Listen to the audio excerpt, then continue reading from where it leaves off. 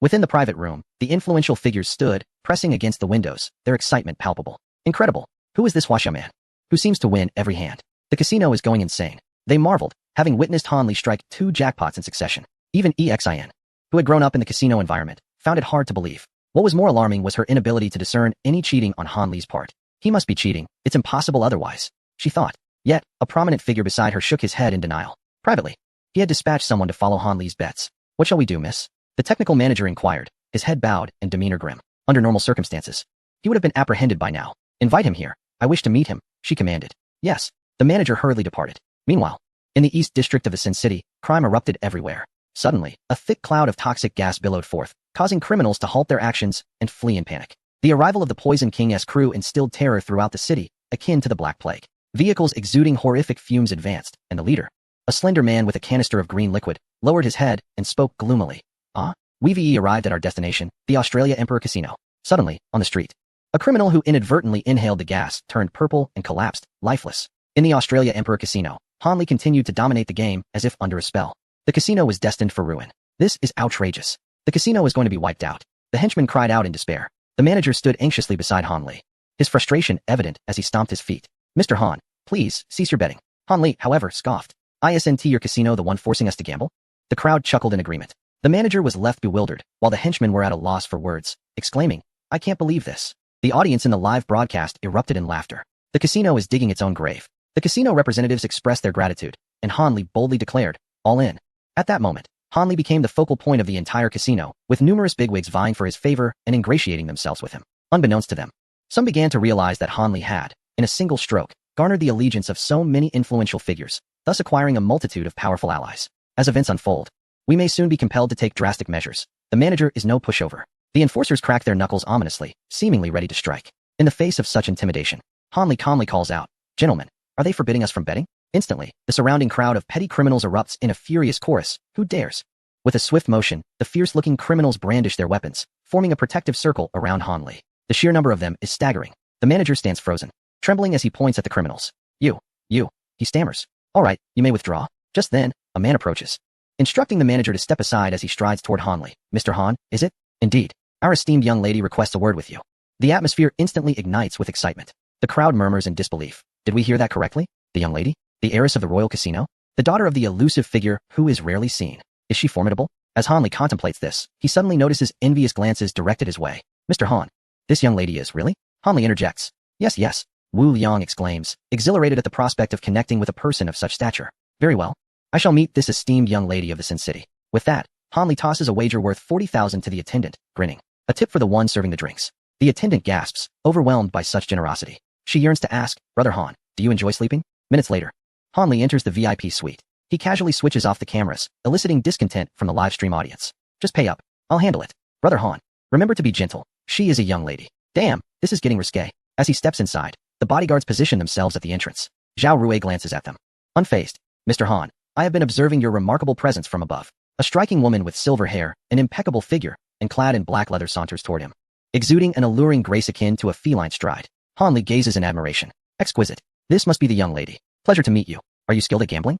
The silver-haired woman circles Han Li, her voice smooth and enchanting. I do fairly well. A nearby elder chokes on his drink, unable to contain his laughter. You say you do fairly well? How are we supposed to survive? The woman halts, her demeanor serious. You are indeed impressive, Mr. Han. Let us engage in a transaction. Transaction? Han Li's interest peaks. What kind of transaction? The woman leans in closely, nearly brushing against him, a mocking smile gracing her exquisite features. Let us wager against the Poison King's associates. The Poison King. Han Li gasps. He is one of the 3 sovereigns of Sin City. A pinnacle of power. A wager? On what? The woman smiles coyly. On territory. Han Li is taken aback. Goodness, this is quite the high-stakes game. A tremendous noise startled Han Li and his companions. What was that sound? The old man rose, gazing below. The enemy has arrived. Han Li scratched his head, apologizing. Pardon me, who might you be? The inconspicuous elder seated in the corner turned casually and replied, I am called No. But those in the circle refer to me as King Arthur. Chapter 233, A Duel Concerning Territory. King Arthur? One of the pinnacle existences in the city of Sin. In this realm, the most favored method to acquire benefits peacefully is through gambling. Thus, the Poison King challenged me to a duel, wagering on who is superior. The elder turned to Han Li. Are you willing to fight on my behalf? It was imperative that he agreed.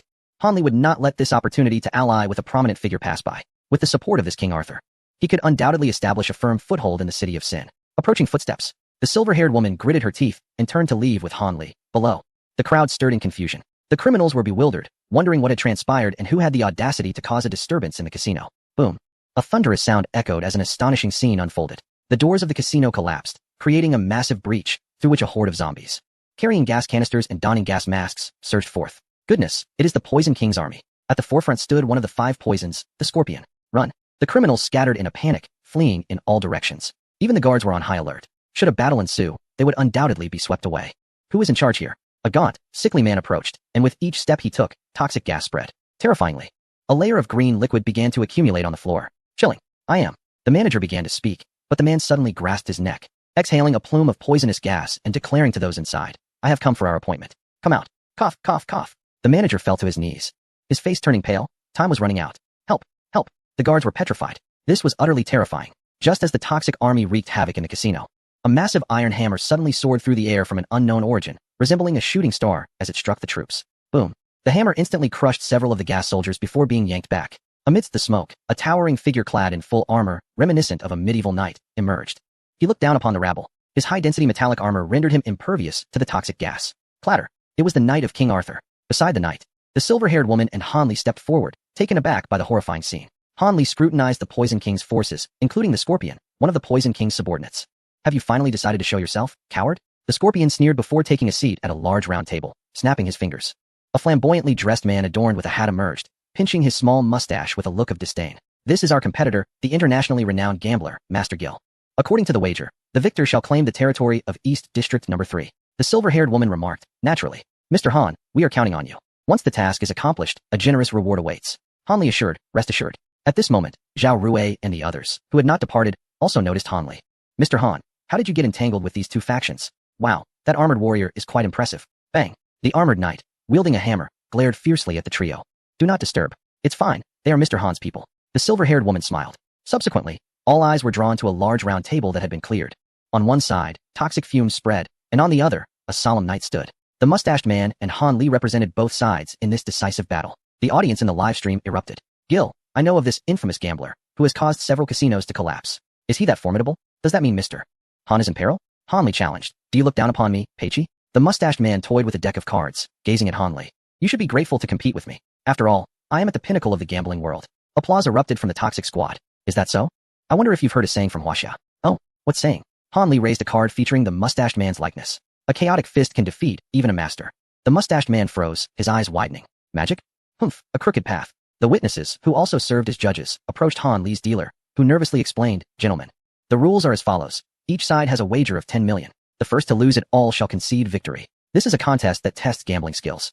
The first round, dice, betting on size. Uffed. As the silver-haired woman's team erupted in laughter, the mustached man looked bewildered. What is so amusing? Han Li calmly replied. Very well. The dealer stifled a laugh and began the first round. Now, please place your bets. Mr. Han, how much will you wager? 10 million, all in. A hush fell over the crowd. The mustached man believed he had misheard, his expression one of disbelief. You're going all in right from the start? Are you out of your mind? This ISNTA game. Damn. Miss, is this person reliable? The imposing armored knight roared. The silver-haired woman also felt it was rather reckless. On the other side, Scorpion laughed heartily, almost envisioning the dawn of victory. What is this nonsense? Has King Arthur grown old, sending such a fool? Ha ha ha, a buffoon has arrived. On the duel stage, the mustached man was confident. Very well, I will wager 10 million. However, I demand the dice. The dealer responded. Sure. Han Li replied nonchalantly. Damn, what a muddle. The dealer was flustered.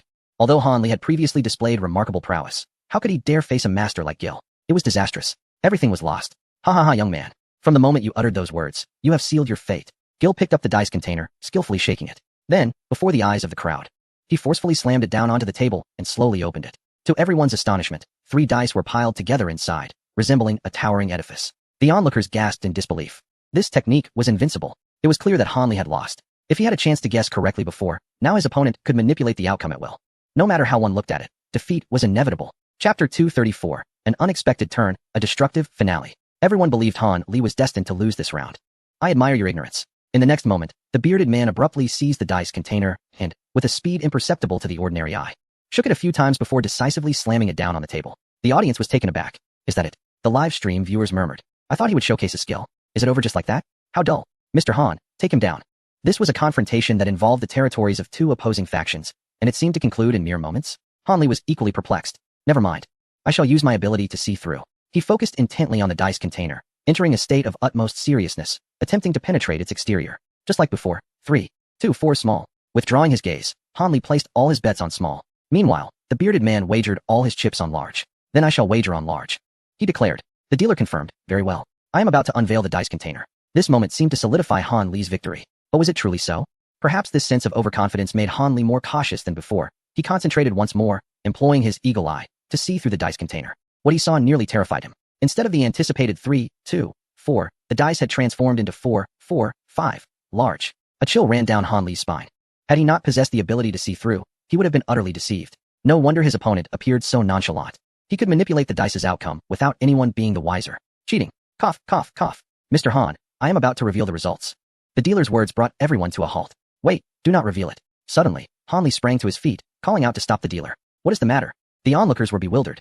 Mr. Han, are you going to concede? The bearded man stepped forward, coldly stating, if you concede, it will automatically be considered my victory. Once a bet is placed, the outcome cannot be altered, correct? The dealer nodded in agreement. Indeed, once the bet is placed, it cannot be altered. In the realm of gambling, there is no turning back. No, I did not imply that I would concede. Han Li pondered for a moment before declaring. I wish to raise the stakes. What a bold move. Raise the stakes, raise the stakes, raise the stakes. How exhilarating. The dealer inquired, are you serious? Whoever loses shall never set foot in the casino again. Do you dare, little mustache? Han Li provocatively retorted. Who knows? The mustached man waved his hand dismissively. If you seek your doom, I shall oblige. He surmised that Han Li had likely discerned the hidden numbers. Alas, the higher the skill, the greater the deception. The mustached man wore a peculiar glove that could manipulate the iron core within the dice. Prior to the game, he had replaced the original dice with his specially crafted iron core dice. Thus, in this round, Han Li was destined to suffer a catastrophic defeat. I bet on a triple. What? Is he insane? A triple? The odds are astronomical. Gasps echoed through the audience. The silver-haired woman displayed a look of concern. Can this Huaxiao man truly succeed? The knight furrowed his brow. It seemed the tide was turning against them. The dealer turned to Han Li. What about you? I shall not waver. Foolishness. The mustached man reveled in his elation. If he had opted for a lesser bet, perhaps there might have been a glimmer of hope. You are truly ignorant, Huaxiao man. Bang. Who are you calling a fool? Han Li roared in fury. Ha ha ha. Is that all it takes to anger you? How trivial. The mustached man deliberately provoked Han Li to incite his loss of composure. Once the dealer confirmed the stakes, he slowly unveiled the results. Unveiled. Small. Large. Both the poison gas team and the silver-haired woman's side held their breaths, fixated on the outcome of the dice. Is this reliable? The scorpion mused. Fear not. I have replaced them with 3 6s, an absolute victory. The mustached man smirked, noticing that Han Li had lowered his head, embodying the essence of a loser. Humph. You think you can challenge me? He turned away, for a true man never looks back. Prepare to embrace my victory. In the next moment, a tremendous uproar erupted alongside the dealer's announcement. The final result was, wait, how is this possible? There is only one die. The crowd erupted in disbelief. The mustached man turned in shock. Within the die-S mechanism, 2 dice had been reduced to dust, leaving only 1 die displaying a 6. 1 6, small. Gasps of astonishment filled the air. It was unprecedented. The god of gamblers. He is the god of gamblers. Can he truly turn the tide? The mustached man, in a flurry, pressed the dealer. Is this permissible? The dealer replied. According to the records, the dice exploded inside, so the result stands. It appears that I have emerged victorious. Han Li raised his head, casting a cold smile at the mustached man. Since the numbers cannot be altered, why not simply shatter the other 2? The remaining one, no matter how the mustached man manipulates it, can only yield a small result. Damn it. Upon hearing this, the bearded man felt his legs weaken and collapsed to the ground. How did you accomplish this? Han Li raised his hand. It's quite simple. I possess martial skills. With a sudden burst, the bearded man spat blood. This is outrageous. A lifetime of struggles only to encounter someone with such extraordinary abilities. Mr. Han, you are truly remarkable. The silver-haired woman playfully approached him, linking her arm with his, her demeanor more flattering than before. Mr. Han. Impressive, Brother Han. The others, including the stone Buddha, gathered to celebrate. It could be said that the entire casino was ablaze with excitement due to Han Li's prowess. The live stream chat was inundated with comments. How could this happen? The scorpion, in agony, clawed at his own face. Unable to fathom that the gambling saint he had brought along had been defeated by an unknown Chinese individual. This was utterly unacceptable. Scorpion, we play fair. The territory belongs to us now, the armored knight remarked cheerfully, wielding a massive hammer. The poisonous brigade fell silent. Should we retreat? If we don't, we'll lose all face. Leave. The scorpion gritted his teeth, his eyes suddenly bloodshot. At such a critical moment, how could he allow all his efforts to go to waste? How could he explain this to the Poison King? With a sinister smile, he proclaimed, ladies and gentlemen, you want to forget this place, the city of sin. Suddenly, the crowd gasped as the scorpion shattered the poison canister on his back, cackling maniacally, everyone shall perish. Ha ha. In an instant, the toxic gas surged through the casino like a tempest. Before long, all within the casino had collapsed, including the members of the poisonous brigade. The Poison King's toxin was indeed extraordinary. Standing amidst the chaos, the scorpion, trained and resolute, surveyed the fallen bodies, intent on killing the silver-haired woman and nullifying the bet.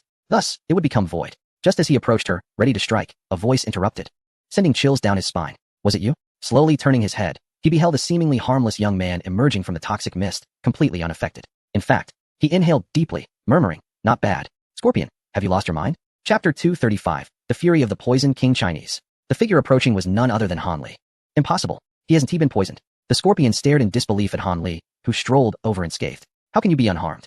Well, Han Li smiled, raising his arm which bore the marks of suppressed toxins. I have indeed been poisoned. Realization dawned upon the Scorpion. This is the Poison King's toxin. Ha ha. So what if you are? You're just one. I'm not to be trifled with. 3 minutes later. Brother, I was wrong. The Scorpion was left battered and bruised. In this society, remember not to provoke Mr. Han. Han Li contemplated how to deal with the Scorpion when a sudden chill coursed through his body. This is a warning from his body. What on earth? In the next moment, a sound of slicing air resonated as Han Li evaded, his eyes catching sight of a towering figure. A terrifying back adorned with the inscription Ghost Deity. Muscles rippling with strength, a broad-shouldered man with silver hair cast a cold glance at Han Li. Impressive. Boom. A single punch struck Han Li, sending him flying before he could even attempt to defend himself. Blood gushed forth. Such terrifying power. It felt as if he had been struck by a cannonball. Fear gripped his heart. Viewers in the live stream. What the hell? General Han was sent flying? I've never seen anything like this. Who is this? So strong. Is he cheating? By the time Han Li stabilized himself, the man had taken the Scorpion away and vanished from sight. In terms of both strength and speed, this was the first time Han Li felt a sense of helplessness. Overwhelmed, this man completely dominated him in battle. Help! Han Li turned back to find the stone Buddha and others lying on the ground, writhing in agony. He had forgotten they were poisoned. What is happening? A shrewd-looking man entered the hall, flanked by guards. Upon witnessing the grim scene, he tightened his grip on his cane. That damned Poison Emperor, playing tricks? They are poisoned, Han Li stated. Can you cure it? Yes, but I need some materials. Quickly, take him to the black market. Buy whatever is necessary. The man helped the silver-haired woman up. Eason, you cannot leave me. Han Li quickly realized that the man before him was the true master of the Australian Emperor Casino and the father of the silver-haired woman. Let us go. The black market. In the city of sin, nothing is unobtainable. However, within the black market, only the ruthless prevail. If you lack strength, you might not come out alive. And so, they had set their sights on a newcomer. Hey there, young man, are you alone? Han Li replied. No, I have them with me. The criminals gasped. Upon hearing this, they saw a large group of armored knights wielding heavy weapons following behind Han Li. Young master, why didn't you say so earlier? Come. This one's on the house. Suddenly, the would-be robbers shrank back like turtles. They mistakenly believed that Han Li was the illegitimate son of King Arthur. This, and this. Do you want these? No, I don't want those. I want everything else. Han Li stood with his hands on his hips, quite audaciously. The butler was left in a cold sweat. This fellow is seeking benefits, but not in this manner. Bluster? Enough. Let us hurry back. Saving the young lady is paramount. The group quickly returned. Upon arriving at the Australian Emperor Casino, Han Li utilized his skills to develop an antidote, healing everyone, including the criminals. Benefactor, you saved my life. I owe you a debt. I will repay this life in the future. The criminals, grateful yet unspoken, knew that this life was one Han Li could claim at any moment. Peculiarly, Han Li found himself with many new allies. After everything was settled, he, along with Wu Liang and others, was retained by the owner of the casino for a meal, which also served as a reward. Mr. Han, you truly are a remarkable talent. Arriving here, you have already created quite the stir, the casino owner praised without reservation. Oh, not at all, Han Li sighed. It is a pity that the Poison Emperor has breached our agreement. One could say I won, but not entirely. You need not worry about that, Arthur said. You have saved face for him, which is of immense significance. Moreover, this has provided us with the opportunity to formally declare war against the Poison Emperor. He gazed out the window at the moonlit scene, its hue unsettlingly crimson. In the Sin City, particularly the West District, the night was rife with chaos. Fireworks erupted, followed by a cacophony of wails. Countless missiles struck the ground, demolishing vast stretches of ruins. Amidst the poisonous haze, armored knights donned gas masks, wielding their archaic swords and axes in a brutal onslaught, blood seeping into the ground. Observing this grim spectacle from the shadows, Arthur leaned on his cane. A crow perched upon his shoulder. Sir, we have not only reclaimed District 3 from the gambling agreement, but also seized Districts 5 and 6. Noted the largest arms dealer in Sin City, Arthur, a commercial magnate, unfazed by the rudeness of his adversaries. Meanwhile, in a subterranean base, deep within, an elderly man relied on a respirator to sustain his life, his frail body convulsing as if releasing toxic fumes. Calm down, Poison Emperor. The enemy's firepower is overwhelming. Scorpion has returned, he was informed. The Poison Emperor, a formidable presence in Sin City and the king of toxic gas, removed his respirator and questioned the trembling Scorpion. What has transpired? Scorpion relayed everything. A Chinese man who fears not my poison? Instantly, the atmosphere in the hall darkened. If their greatest reliance was compromised, the consequences would be dire. The Poison Emperor's fury ignited. This Chinese man must not be allowed to live. Eliminate him. Scorpion nodded. Understood. I will promptly increase the bounty. Wait. Suddenly, a thunderous roar reverberated, dispersing the surrounding toxic gas. The newcomer strode forward, a towering figure akin to a rock, exuding an aura of a demon. The minions bowed in deference. This man was a legendary figure, renowned alongside the Poison Emperor. The demon gestured behind him. I have an acquaintance who may assist you in this predicament. Oh, the Poison Emperor turned his gaze. A man from the United States stepped forward, removing his hat with a smile. I am John. Please, entrust Han Li to me. I assure you he will swiftly vanish from Sin City. Upon exiting the base, John contemplated his strategy when he encountered his subordinates, three of the finest detectives from the United States. What news of Han Li? He inquired. Reports indicate he is currently at the most famous Rose Bar in Sin City. Let us proceed. Chapter 236. 3 Sovereigns, 2 Kings, 1 Ghost. According to the spy's report, Han Li is at the Rose Bar. A foreign man with a hawk-like nose remarked. John displayed a menacing grin. Let us go and meet this fierce Chinese outlaw. With a loud bang, a group of men boarded a vehicle, heading straight for the Rose Bar in the Eastern District. What is this? The hawk-nosed man glanced at the suddenly activated live stream, which quickly attracted a multitude of viewers from the United States. Damn, it's the infamous John. Oh my goodness. He is live streaming. Which criminal organization is he aiming to dismantle this time? John's popularity surged, nearing millions. He waved at the camera and declared, Isn't Han Li known for his direct approach? Well, I shall demonstrate live how to apprehend him. Oh, capturing a Chinese outlaw? How exhilarating. The American audience erupted with excitement. In front of the eagle, what outlaw is merely a chick? The American viewers were ecstatic. The president had actually dispatched John. Perhaps this time they could capture that outlaw. Inside the Rose Bar, on the second floor's private room, Han Li felt somewhat out of place amidst the clamor. The crowd below seemed entranced, lost in their revelry. Why have you brought me here? The silver-haired woman smiled.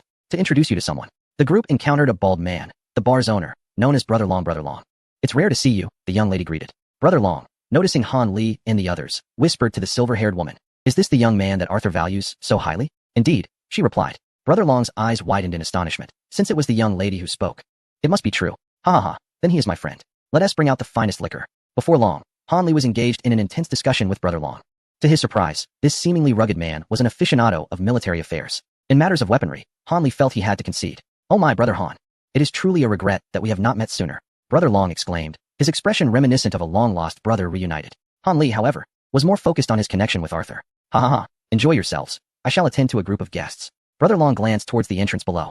John had changed into an extravagant outfit, accompanied by 3 of the top law enforcement officials from the United States, as they entered the bar, exuding an extraordinary aura. Is this the place? So many people, the hawk-nosed man observed. Cough, cough, let us not reveal our identities. The 4 men dispersed. In the private room, once Brother Long left, Han Li inquired. He must be more than just the bar owner, correct? The silver-haired woman smiled brightly. Have you figured it out? Brother Long is actually a notorious arms dealer in Sin City. 60% of the weapons come from his imports. Han Li and his companions were taken aback. Goodness. This is astounding. The livestream audience erupted in excitement. So, if we establish a good relationship with him, we need not worry about weapons? What kind of person is this? He is a walking arsenal. Han Li remarked. Time to hold on tightly to this benefactor. Han Li instantly comprehended the intentions of the silver-haired woman and could not help but express his gratitude, saying, Thank you. She replied, You're welcome. He continued, by the way, last time, the scorpion was rescued by a man who bore the mark of Ghost God on his back. Do you know who he is? Han Li presumed that the silver-haired woman might possess some knowledge regarding this matter. However, to his surprise, upon hearing the name Ghost God, she trembled uncontrollably, akin to a mouse encountering a cat, and exclaimed in astonishment, Ghost God, did you encounter him? Yes, I received a kick from him, and it was quite painful. Han Li replied. The silver-haired woman gasped, pointing at him with incredulity. Do you know who he is? Who? He asked, bewildered. Unbelievable. In the City of Sin, he is an unparalleled entity, the 3 emperors, 2 kings, and 1 ghost. The one you encountered is the 1 ghost. The 1 ghost. Han Li echoed, stunned. Indeed. The strongest man in the City of Sin. The silver-haired woman's tone intensified, almost unequivocally. It is rumored that he fell from the 30th floor and emerged unscathed. He is beyond human comprehension. And you? You casually brushed off a kick from him and emerged unscathed? That is truly surreal. The silver-haired woman could hardly fathom how Han Li had survived the encounter. So that is how it is, Han Li mused, feeling a chill run down his spine. He had inadvertently crossed paths with a pinnacle figure in the City of Sin. No wonder he was unable to defeat him. The silver-haired woman, holding her forehead in disbelief, was at a loss for words that Han Li was so oblivious to these matters. She then approached a whiteboard, picked up a black marker, and illustrated a vast area, stating, This represents the City of Sin, which does not belong to any nation globally. You may consider it an independent realm. In fact, the land area of the City of Sin is equivalent to 1/5 of Huaxia. The city has been in a state of chaos, with everyone attempting to unify it, yet none have succeeded. Ultimately, the entire territory has been divided into several regions, each controlled by the 3 emperors, 2 kings, and 1 ghost. My father's superior is one of the 2 kings, King Arthur. My sworn enemy, the Poison Emperor, is one of the 3 emperors. Understood. It is akin to warlords in conflict? Han Li inquired. The silver-haired woman nodded. Indeed. My father has mentioned that unifying the City of Sin is more challenging than ascending to the heavens. Truly, no one submits to another. Yet, everyone is formidable, resulting in a standoff. Subsequently, at the invitation of Brother Long, Han Li and the others entered the first floor to indulge in some leisure. Suddenly, whether by coincidence or fate, Hanli inadvertently caught sight of a man with a hawk-like nose from Country M. Upon seeing him, Hanli furrowed his brow, perplexed by how increasingly he resembled a cop, especially as the man awkwardly attempted to blend into the crowd, yet felt distinctly out of place. Bam! A man accidentally collided with the hawk-nosed individual, muttering an apology. Consequently, the handcuffs concealed within the man's trousers clattered to the ground. Swiftly, he bent down to retrieve them, maintaining a facade of nonchalance while cautiously scanning his surroundings. Unbeknownst to him, Han Li, concealed behind a woman, widened his eyes in shock. A cop, he thought. Those handcuffs are typically used by law enforcement. Indeed, this hawk-nosed man was conversing with 3 others, occasionally casting furtive glances their way. The audience in the live broadcast room erupted. What on earth? Is that man not the top police officer from M Country? Indeed. Could it be that he is here for General Han? John, he's actually arrived? Fear not, General Han is quite adept at disguise. Among the viewers, some recognized the internationally renowned Detective John. In Huaxia, Director Jiang, who had been silently observing Han Li's live stream, murmured, "It's John. He is indeed quite formidable. I remember. He was the one who ruthlessly defeated Li Yi in the international police competition." Meanwhile, the program director scratched his head, pondering, "John, the M Country's target against Han Li? I've heard he is quite impressive. Could it be? General Han, are you here? The stone Buddha has been searching for him in vain." General Han. With a sudden turn, the hawk-nosed man detected no abnormalities. Was it merely an illusion? No. John removed his glasses, gazing at the lively crowd. He smiled and said, "You heard correctly. That is Huaxiao language. General Han is none other than Han Li. Ha ha. The cat is out of the bag. Number 2. You go guard the entrance. We shall catch our prey in a trap." Chapter 237. Identity revealed. Danger. Han Li covered the stone Buddha's mouth and nose, cursing under his breath at the foolishness. Why call him General Han? Woo-woo? The stone Buddha looked puzzled. Han Li gestured for silence, cautioning him that there were police officers among them. The stone Buddha was astonished. What? Police? Run. No, wait, running is futile. There's so many of us. Indeed. Han Li had no intention of fleeing. What a joke. When has he ever feared the M Country police? Brother Han, why are you just standing here? You're not a pillar. Longo approached. Longo, I need your assistance. Longo nodded. No problem. On the other side, John instructed number 2 to guard the entrance. Thus, if the enemy attempted to escape, they would inevitably encounter him. Ladies and gentlemen, the Huaxia bandits are already on their last legs. Now it's just a matter of slowly searching for them. The M Country netizens clamored. Capture Han Li. That scoundrel cannot escape. John, you can do it. However, John realized this was not a sustainable method. He understood that Han Li could disguise himself as anyone, so he would need to employ some tactics to find him. Hawk knows. You and number 1 stay here. I will be right back. With that, John vanished without a trace. Following the prearranged map, he located the water spray device in the bar. Hey, buddy, could I borrow a light? As the guard retrieved his lighter, John unexpectedly struck him down with a nearby bottle. Problem solved. John gazed at the water spray device. With his disguise technique, he would dissolve upon contact with water. Han Li was no exception. Suddenly, the entire bar plunged into darkness. John was taken aback. What happened? Is there an issue? No idea special program? The crowd murmured, puzzled by the sudden blackout. At that moment, countless colorful lights illuminated, sweeping over the audience, finally shining on the grandest stage at the center. The crowd gasped. Standing in the middle of the stage was none other than Long Gu. Long Gu. With a smile, Long Gu addressed the crowd. Today marks a particularly special occasion, as the bar will host a random lottery, offering unique prizes to the fortunate winners. A wave of excitement surged through the crowd, clearly eager for the extraordinary gifts. Could it be a cache of weapons? An RPG, perhaps? Someone suggested, but another countered, no. That is too modest. I believe it's a miniature nuclear bomb. The hook-nosed man turned pale, clearly unsettled. What nonsense? A nuclear bomb? No. Such weapons must remain firmly in the hands of M Country. Now, let us commence the drawing. A beam of white light swept over the crowd, accompanied by cheers. As it danced unpredictably among the people, suddenly, it came to a halt. Everyone turned, curious to discover who the lucky winner might be. Under the white light, the hook-nosed man was taken aback. Me? Long Gu waved his hand grandly, declaring, "Congratulations to this foreign friend.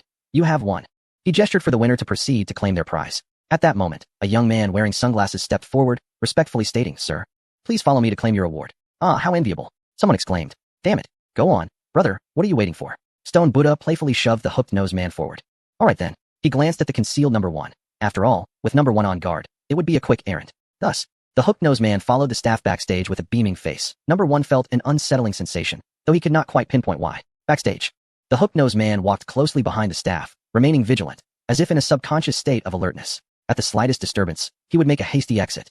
Where's the prize? It must be just ahead. Suddenly, the staff halted. Look above your head. Huh. The hook-nosed man instinctively glanced up. In a swift motion, a large iron cage was hurled down by Stone Buddha and Zhao Rui. Fuck. He cursed as the cage crashed down, imprisoning him securely and sealing shut. Who are you? He demanded, glaring at the smirking staff member ahead. This was no prize. It was a trap. Who are you? Who are you? Hey, don't mimic my words. The hook-nosed man felt a chill as he heard the identical voice. He watched in horror as the staff member rubbed their face. As if molding clay. Gradually, the features began to shift and transform. In disbelief, the hook-nosed man's mouth fell open as the staff member's visage morphed into his own. Facial transformation? You are the notorious bandit Han Li. Han Li stepped closer. Your identity is now mine. You vile scoundrel. The hook-nosed man spat. Thank you for the compliment, Han Li replied, as the audience in the live stream erupted in cheers. Hooray. Up above, how perfunctory. Han Li remarked. This was merely an appetizer. The hawk-nosed man quickly grasped the situation, his expression shifting to one of terror as he murmured, You intend to infiltrate our ranks? He had entrusted this matter to you. The silver-haired woman stepped forward, her hands dragging slightly, displaying her displeasure. Very well, Mr. Han. It was peculiar. Why had he not returned after such a long absence? Number 1 felt compelled to investigate. However, Long Gu blocked his path, eagerly asking, Buddy, where did you dye your hair? I want to dye mine too. Exasperated, he retorted, I haven't dyed my hair. Move aside. Number 1 shoved Long Gu aside, determined to seek out the hawk-nosed man backstage. Just then, the hawk-nosed figure emerged, and he exhaled in relief. Why were you gone for so long? Han Li, at that moment disguised as the hawk-nosed man, mimicked his mannerisms and replied, to collect a prize. And what I do is none of your concern. Number 1 fell silent, dispelling his suspicions. Where's John? I have something very important to disclose to him, Han Li pondered internally. By leveraging the identity of the hawk-nosed man, he planned to trace the leads and eliminate John directly. Oh, he's right here, just as he was about to reveal the information he sought. The overhead sprinkler system malfunctioned, showering the crowd below with a powerful jet of water. The forceful stream struck Han Li's face, instantly disrupting his disguise, distorting his features. This is bad. Gazing at the hawk-nosed man's now sunken nose, Number 1 was momentarily stunned. Then he quickly realized, You are Han Li. Chapter 238, A Counterattack. This is bad. Shifo and the others have been captured. Unmasked. Han Li froze momentarily. Number 1, we must flee. John was already outside, seated in a vehicle, observing the interior.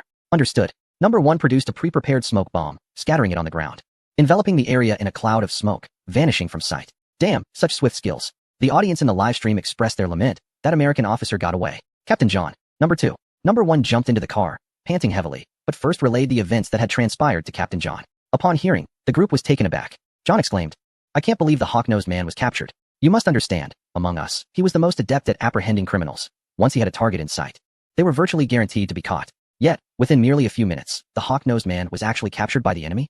Damn it. The entire plan has been thrown into disarray. John spat in frustration. Little did he anticipate that this formidable criminal, Han Li, would be so cunning. How could he possibly know that they had infiltrated the bar? Forget it, let's head back. Even more terrifying was the fact that Han Li had brazenly disguised himself as the hawk-nosed man and emerged with such confidence. His every word and action, even his very breath, were nearly indistinguishable. Had it not been for the water spray that revealed his true identity, he might have remained blissfully unaware. Reflecting on it now, Number 1 still felt a chill run down his spine. Who could have foreseen such a twist? Captain John, if it weren't for your timely intervention, I fear the outcome would have been dire. However, John suddenly contemplated that this could serve as an opportunity. The vehicle hastily departed from the bar. Meanwhile, as the smoke cleared, Stone Buddha realized that President Han had also vanished. Where's President Han? Fool, he has already set off in pursuit. Zhao Rui exclaimed, promptly seizing a criminal's car keys and boarding a modified vehicle. We shall pursue as well, Stone Buddha declared, filled with righteous indignation. At that moment, the silver-haired woman instructed her captors to bring along the bound hawk-nosed man, saying, I will accompany you. It is dangerous, Mississippi. No worries. He wouldn't dare lay a hand on me. And I too. Wu Liang volunteered. Where were you earlier? I didn't see you. Stone Buddha questioned. I had a stomachache. Thus, the silver-haired woman, Stone Buddha, and the others set off in a modified vehicle, chasing after their target. The night in the city of Sin was rife with chaos. A modified race car streaked away like a flash of lightning. John, you cannot escape. Han Li sat inside the car, observing a marked license plate location on the navigation system, refusing to relent. Suddenly, John pulled over in a small grove. What is going on? Without further ado, John exited the vehicle, slammed the door, and ordered both numbers 1 and 2 to disembark. Deliver this car to those thugs over there. Just tell them it's for them. On the roadside, several thugs were laughing and cursing idly. What about us? We will head back. John opened the map and marked a location. Here lies a checkpoint that the car must inevitably pass. The plan is to have the spies work in unison, and we shall capture them all. Yes. Upon hearing John's impromptu change of plans, the viewers from M Country in the live stream exclaimed in excitement. What a brilliant mind. Holy shit, that reckless bandit from Huaxiao will never see this coming. Haha. He is doomed. Number 1 returns. The car has been handed over to them. John watched as several armed thugs boarded the vehicle, laughing and driving away. Meanwhile, Han Li suddenly noticed that the vehicle John was in had stopped for a moment before resuming its journey. He accelerated. Finally, the car halted at a checkpoint. Numerous modified vehicles were gradually coming to a stop here. It seemed that even in the city of Sin, certain rules must be observed. Excuse me, has the vehicle with that plate number passed? He inquired of the guard. Yes, it went that way. It hasn't been lost. Han Li sped off without delay. What the hell? In the vehicle, the previously carefree thugs suddenly noticed a red glow emerging behind them. Is it haunted? No. That is a modified race car. Who taught him to drive like that? The thugs looked utterly bewildered. Shake him off. Bang. The car accelerated. You think you can lose me? Han Li clung on, offering no chance of escape. Damn, why is he still following us? Could it be that they have set their sights on us? The gang leader paused, astonished. Don't even say it. In this city of sin, such occurrences are not unusual. He roared, damn it, they have crossed the line. Brothers, disembark. Let us teach them a lesson. A few ruffians, all seasoned in the ways of this wicked city, stepped out without hesitation. Suddenly, the vehicle ahead came to an inexplicable halt. Hanley also came to a stop. What? Are we going to go down together? At the checkpoint, a guard was momentarily distracted. Suddenly, a figure emerged, covering his mouth and nose, dragging him forcefully into the bushes. Amidst the commotion, John, along with his companions, quickly donned the guard's uniform, assuming their positions. All clear. What a sight to behold. However, when it was time for the vehicle carrying Schifo to pass, John seized the opportunity and leapt out with his companions. Schifo was taken aback. What the hell? The vehicle in front isn't stopping? I'll just jump out and block them. Do you think I'm an easy target? Schifo's anger flared. He had never been accustomed to backing down from anyone. Fool, are you courting death? Bang. Just as Schifo was about to open the door and step out to confront them, a cold gun was thrust into his mouth and nose. Don't move. John sneered. In an instant, his companions raised their weapons, surrounding everyone inside the vehicle. Capture them. Inside the car, Wu Liang stared in terror at the weapons before him. His face pale as beads of sweat trickled down his forehead. Heavens, they are not guards. They are police officers. Police officers? Schifo looked up, locking eyes with John's piercing gaze. Damn it. How did they end up here? Who is Han chasing now? The American netizens reveled in delight. Ha ha. As the old saying goes, strike back with a vengeance. The Chinese were utterly bewildered. John, as expected, was formidable. Everyone, get out of the car. John barked in fury. This time, he had triumphed. Humph, Hanley, how do you like that? Not only have I recovered the hook-nosed man, but I've also taken your entire vehicle of hostages. Chapter 239. Strike back and save my brother. Schifo could hardly suppress his frustration, cursing silently. What the hell? I just arrived in the city of sin and I haven't even made my mark yet, and now I've been captured? Damn it. John, growing impatient, nudged his gun. Get out of the car, or I will shoot. Left with no choice, the group inside the vehicle reluctantly disembarked. Meanwhile, John counted the number of individuals. 1, 2, 3. Captain John, there are 3 in total. The silver-haired woman, Wu Liang, and Schifo. Schifo noticed that Zhao Rui was missing but chose to remain silent, suppressing his concern. Zhao Rui hasn't been captured yet. Captain John, unaware of the absence of the hook-nosed man, turned his fierce gaze towards the silver-haired woman. Little girl, where are you hiding? The silver-haired woman smiled. If you ask, will I answer? In a moment of levity, John's dark expression swiftly transformed into a rather lascivious grin as he remarked. Little girl, tell me, if I hand you over to the Poison Emperor, do you think he would generously reward me with a few parcels of land? You dare. A sudden impact resounded as John unexpectedly struck the silver-haired woman fiercely with the butt of his gun. She collapsed to the ground, gritting her teeth as crimson droplets trickled down. Beast. The stone Buddha seethed with rage. Are you even a man, striking a woman? John, cold as ice, slightly squeezed the trigger, aiming at the kneeling woman. I will ask you one last time, where are my people? I will not speak. What benefits has Hanley bestowed upon you to make you so desperate? John was at a loss for words. Damn it. Pretty boy, go to hell. Unperturbed, the woman closed her eyes, seemingly resigned to her fate. At that moment, the usually taciturn Wu Liang could no longer contain himself. He rushed forward, placing himself before John, crying out, do not shoot. You promised, John, that this would not end in bloodshed. The words left both the woman and the stone Buddha in shock. So, you are a spy? She exclaimed in disbelief. Wu Liang turned, his expression laden with bitterness as he stammered. I'm sorry, everyone. I have let down Mr. Han. Outrageous. The stone Buddha's fury intensified as he seized Wu Liang by the neck. After all that Mr. Han has done for you, this is how you repay him? Traitor. I didn't want this either, but he offered too much. Wu Liang lowered his gaze, unable to meet their eyes. Ha ha ha, amusing, truly amusing. John clapped his hands. Wu Liang, tell me, where are my people? Wu Liang pointed in another direction. It was Zhao Rui. He fled with that hawk-nosed man, in that direction. Not good. The stone Buddha's face paled in horror. That scoundrel. I'll have your head. But in an instant, he was struck in the shoulder by a bullet, blood erupting in a crimson spray as he lost consciousness. Number 1. Pursue that fleeing Huaxiao man. Leave it to me. On the road, an exhilarating chase ensued. Dizzying to behold. I must say, these thugs are quite skilled behind the wheel. Damn it, going in circles makes me nauseous. I need to puke. Unable to endure any longer, the small-time thugs found a secluded spot to park. Let us show him what we're made of. Bang. One after another. They revealed an impressive cache of weapons. What the hell, an AK? Are these really just small-time thugs? The city of sin was truly remarkable. Hanley caught sight of a figure, his brow furrowing as he realized number 1 was nowhere to be found. Hey, get out of the car. Come down. The thugs shouted, raising their AKs and firing a volley into the sky. Hanley, empty-handed, felt a chill in his heart. These individuals were clearly thugs. Not country police. This is bad. Have they been switched? Just then, a call came through. Hanley pulled out his phone, discovering it was Zhao Rui. Hello? Zhao Rui? Mr. Han, we've been ambushed. The stone Buddha and his men have been captured. Thunder rumbled ominously in the sky. Soon, Hanley comprehended the entirety of the situation and could not help but exhale a sigh, astonished by the prowess of this John. And you? He inquired. It's hard to say, Zhao Rui replied, casting a glance behind him, seemingly hearing voices. Help me, shouted the hook-nosed man. Silence. Zhao Rui swiftly rendered him unconscious and hoisted him away, his brow glistening with sweat. The call ended, and for the first time, Han Li's expression reflected discomfort. His eyes sharpened with intensity, and without uttering another word, he abruptly turned the car around. Hey, kid, don't run. The thugs protested, displeased. Damn it. You play and then flee? Unexpectedly, these ruffians were relentless. Meanwhile, the audience in the live stream observed Han's grim demeanor, sensing impending trouble. Why provoke him of all people? Such misfortune, Hanli thought, seeking death. Yet, how could he, unarmed, contend against a gang wielding weapons? Let us not forget, despite being thugs, each was equipped with an AK. The thugs lay sprawled on the ground. Well then, if you have the guts, come over me. One challenged. While another plopped down on the car hood, Hanli exited the vehicle, and before one thug could react, he swiftly snatched the firearm right from his grasp. The crowd gasped, astonished by his speed. Bang, bang, bang. Even more astonishing was how Hanli seized the weapon, chambered around, and fired multiple shots in quick succession, in a seamless motion. Boss. By the time the thugs realized what was happening, their weapons had been disarmed. What the hell? A shooting god? Who else dares to oppose? Hanli raised his gun, addressing them directly. The thug leader clasped his hands together, kneeling in submission. Brother, I truly failed to recognize your might. The audience in the live stream erupted with excitement. In less than a minute, he had resolved the situation. Quick, precise, and ruthless. Returning to the essence of the matter, Hanli commanded, now, I want you to pick up your guns and get in the car. The thugs were bewildered. What for? Hanli turned, a smile playing on his lips. Guess. A chill ran down the thug leader's spine. How could I refuse to get in the car? My mother is calling me home for dinner. The thugs were terrified, never expecting to encounter such a formidable figure. They dared not linger. Bang, bang, bang. Hanli fired at their feet, urging, what are you waiting for? Get in the car. He was determined to lead this band of miscreants back into the fray. Boss, aren't you the one driving? The thug leader questioned, perplexed. Hanli settled into the back seat, gun drawn, asserting control over all the thugs inside the vehicle. His tone menacing, drive, or I will execute you. He radiated the essence of a ruthless bandit. The thug leader scratched his head, bewildered. What is this situation? The modified racing car roared to life, not moving forward but instead turning back toward the checkpoint they had just come from. Chapter 240. Fishing in Troubled Waters. Rescuing a Brother.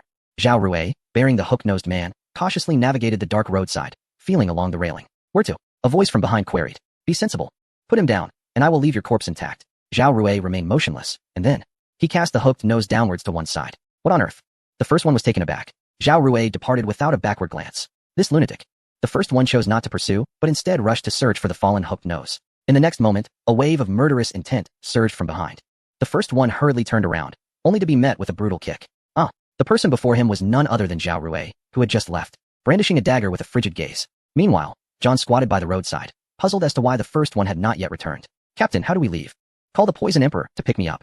Before long, they caught sight of a modified racing car with flashing lights approaching them. Stop him. The second one immediately lowered the barrier. The modified vehicle came to a halt. Damn it. Let me through. A thug with an AK descended from the car, cursing and yelling at John. This is a one-way street, no backtracking. The second one urged him to leave. Unexpectedly, the thug began to throw a tantrum, rolling on the ground. I tell you, if you don't let me pass, I'll lie here all night. The second one was taken aback. In this city of vice, was there really such a persistent deadbeat? What is the matter? Captain, it's just a rogue. John sighed, deciding to temporarily place these hostages in a warehouse at the checkpoint while waiting for their contact to arrive. He stepped outside to see who was causing the ruckus. Why does he look somewhat familiar? John remarked. At that moment, beside the checkpoint, on a hillside, Han Li and several other thugs were crouched down, relying on Eagle Eye. Soon, he locked onto John standing in the back, having noticed him emerging from the warehouse. The Stone Buddha and his group should be in that warehouse. Han Li withdrew his gaze. You lot, have you ever engaged in guerrilla tactics? The thugs were speechless. Allowing their big brother to play the fool was one thing, but now they were expected to engage in a shootout? Click. Han Li chambered around. Go, go, go. The thugs were frightened. Indeed, there were only two of them down there. Could anyone be more terrifying than Han Li? Their lives were at stake. It was late, and they could not see clearly. They needed to flank and ambush them. Do you understand? Han Li planned to have these thugs draw the fire. Remember, do not flee, or I'll shoot you myself. Understood. The thugs took their orders and dashed toward the checkpoint below with incredible speed, akin to a band of bandits. Under the dim light, several thugs inexplicably felt a surge of excitement. Oddly enough, it felt somewhat exhilarating, didn't it? Indeed. Damn it, you're not actually going to listen to that guy, are you? Now, no one was watching them. Why not just run away? However, as the thugs prepared to escape, they discovered ahead that their big brother was being overpowered by two Americans on the ground. What the hell? Are they hitting my big brother? I'm going all out. Anyone can fight, but not my big brother. Bang. John was startled. Where did that gunshot come from? Not good. There are enemies behind. Buzz. Suddenly, the lights at the checkpoint flickered eerily before extinguishing completely. Fire. A voice echoed from an unknown direction. In an instant, gunshots erupted as the two factions, the thugs and John S. group, struggled to discern each other but nonetheless opened fire. Captain, it's an enemy attack. Damn it, shoot them, brothers. Roared the bruised leader of the thugs. John's mind raced. He blurted out, it's Han Li's doing. Quickly, find Han Li, he must be nearby. Bang, bang. But the frenzied thugs offered them no chance to escape.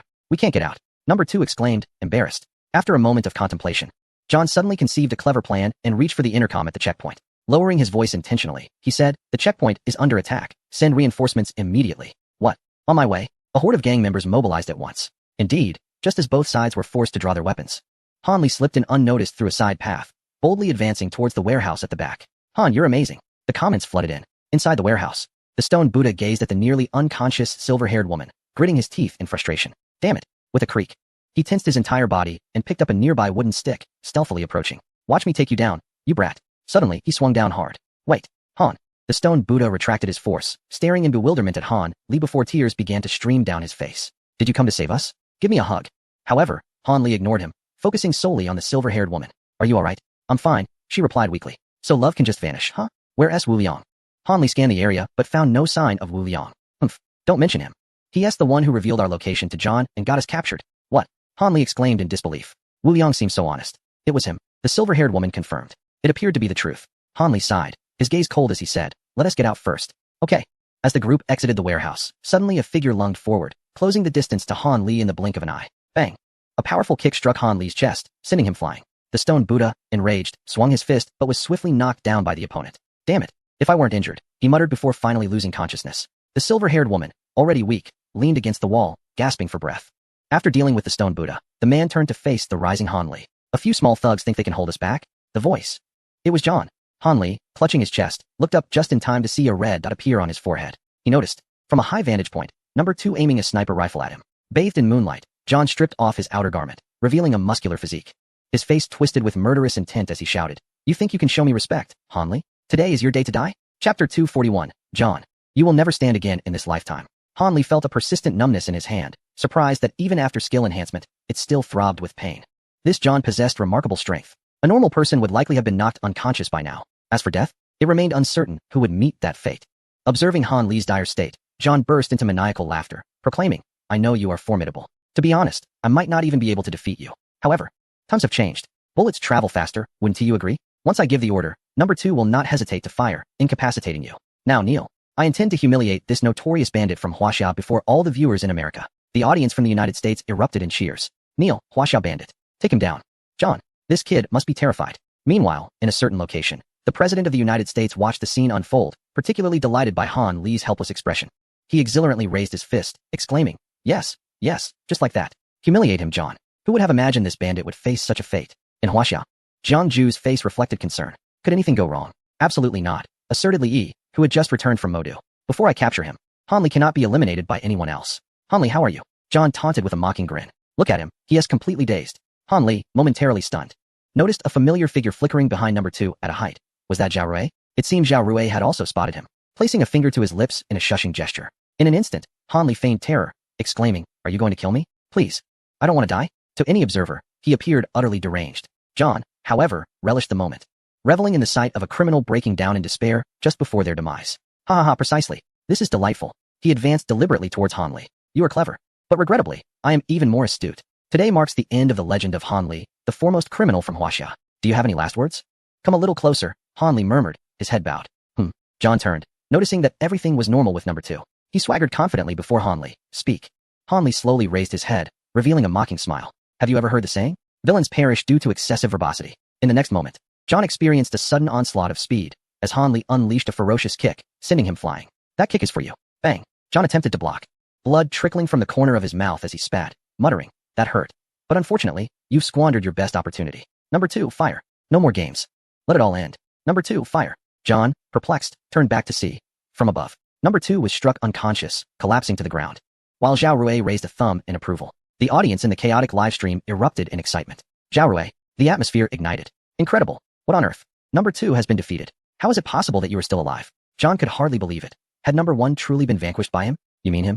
Zhao Rui then dragged out number 1, resembling a lifeless dog, his body bruised and battered. Gazing at the fallen number 1 and number 2, John was left in a state of shock. This is the end. At that moment, Han Li, having warmed up, turned to John and remarked, What were you saying about me? With a smile that belied his intentions, Han Li advanced towards him. Suddenly, he lunged forward. John, caught off guard, felt as though he had been struck by a tank, spewing blood profusely. A profound fear surged within him. The force of this attack was of an entirely different caliber.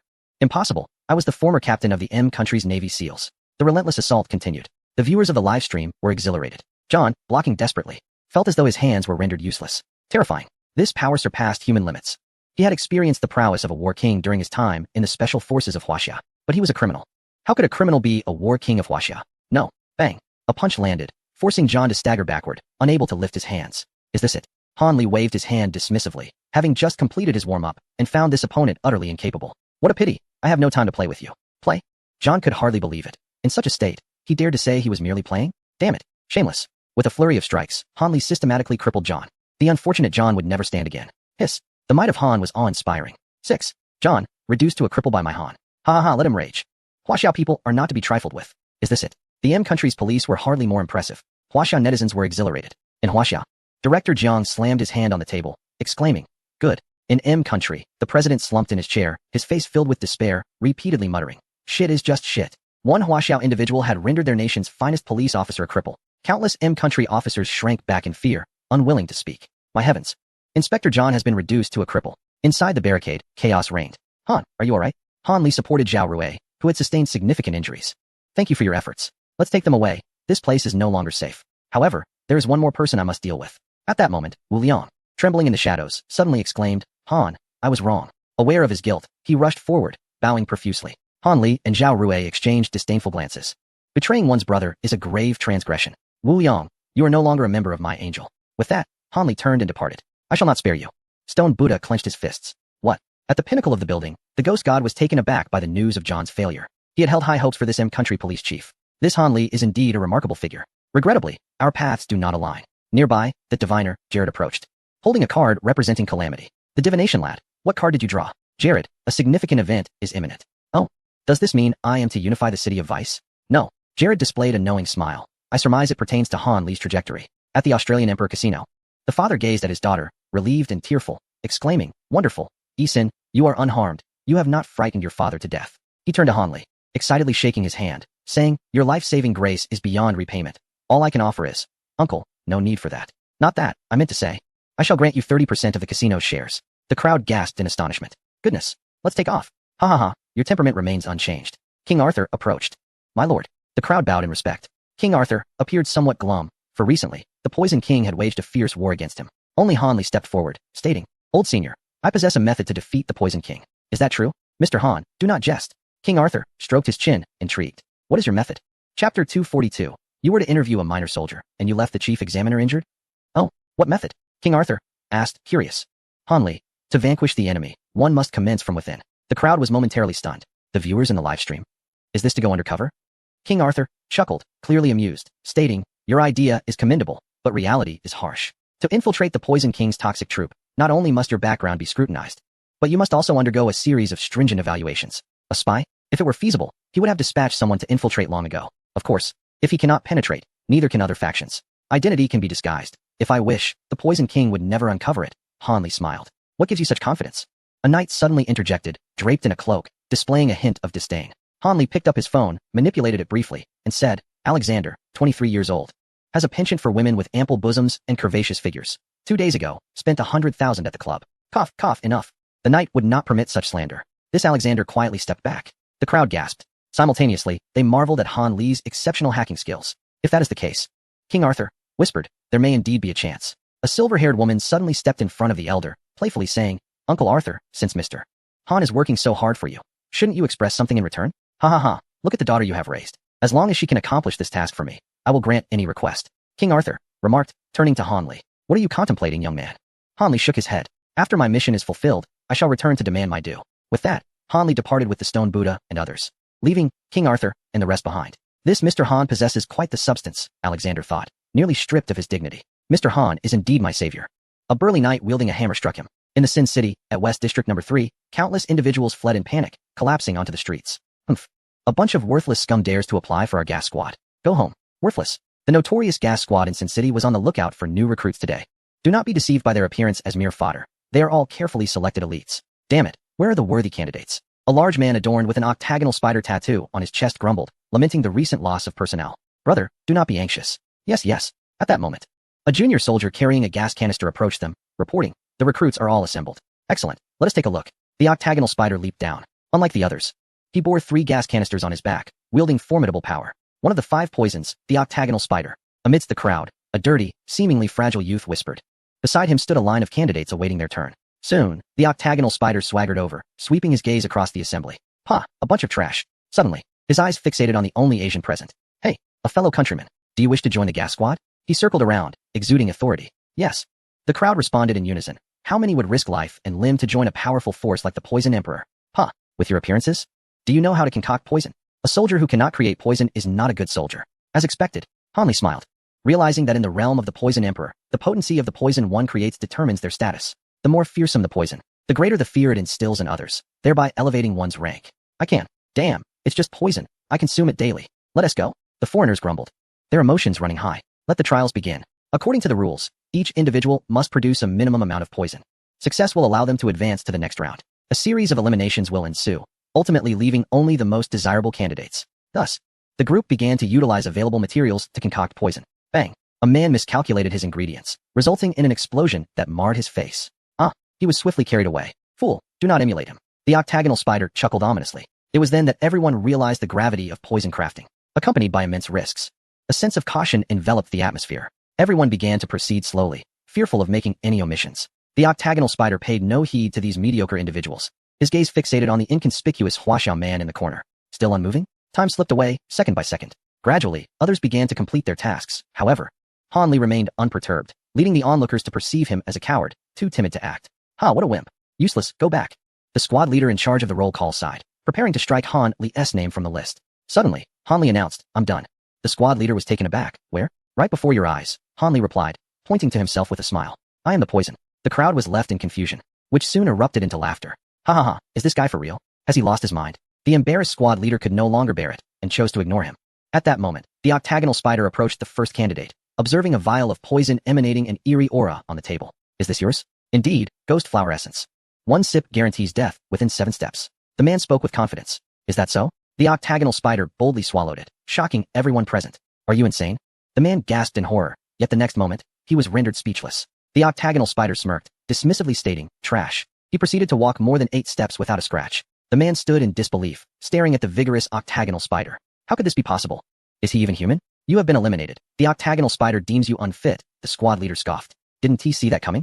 The octagonal spider's remarkable resistance to toxins meant he could assess their potency with ease. Impossible. What is this? Poison or dessert? Just this? Can I die already? A group of inept individuals lamented. One after another, the octagonal spider sampled countless poisons, yet felt not a thing. In an instant, the majority were eliminated. Sigh. It seems there's no hope. Humph. So impressive, who could possibly pass? I can't believe he doesn't even seem to be out of breath. Is my poison really that inferior? Eventually, the octagonal spider approached Han Li, questioning. Did you say you were the poison? Indeed, Han Li replied. Ha ha. You must be reading too many novels, thinking you're some sort of poison body. Han Li raised his hand, rolling back his sleeve. Suddenly, a swarm of black and purple markings emerged, startling the crowd. What the hell? Humph, showing off in front of me. I am immune to all toxins. Can you compare? The octagonal spider proclaimed, gripping Han Li's arm.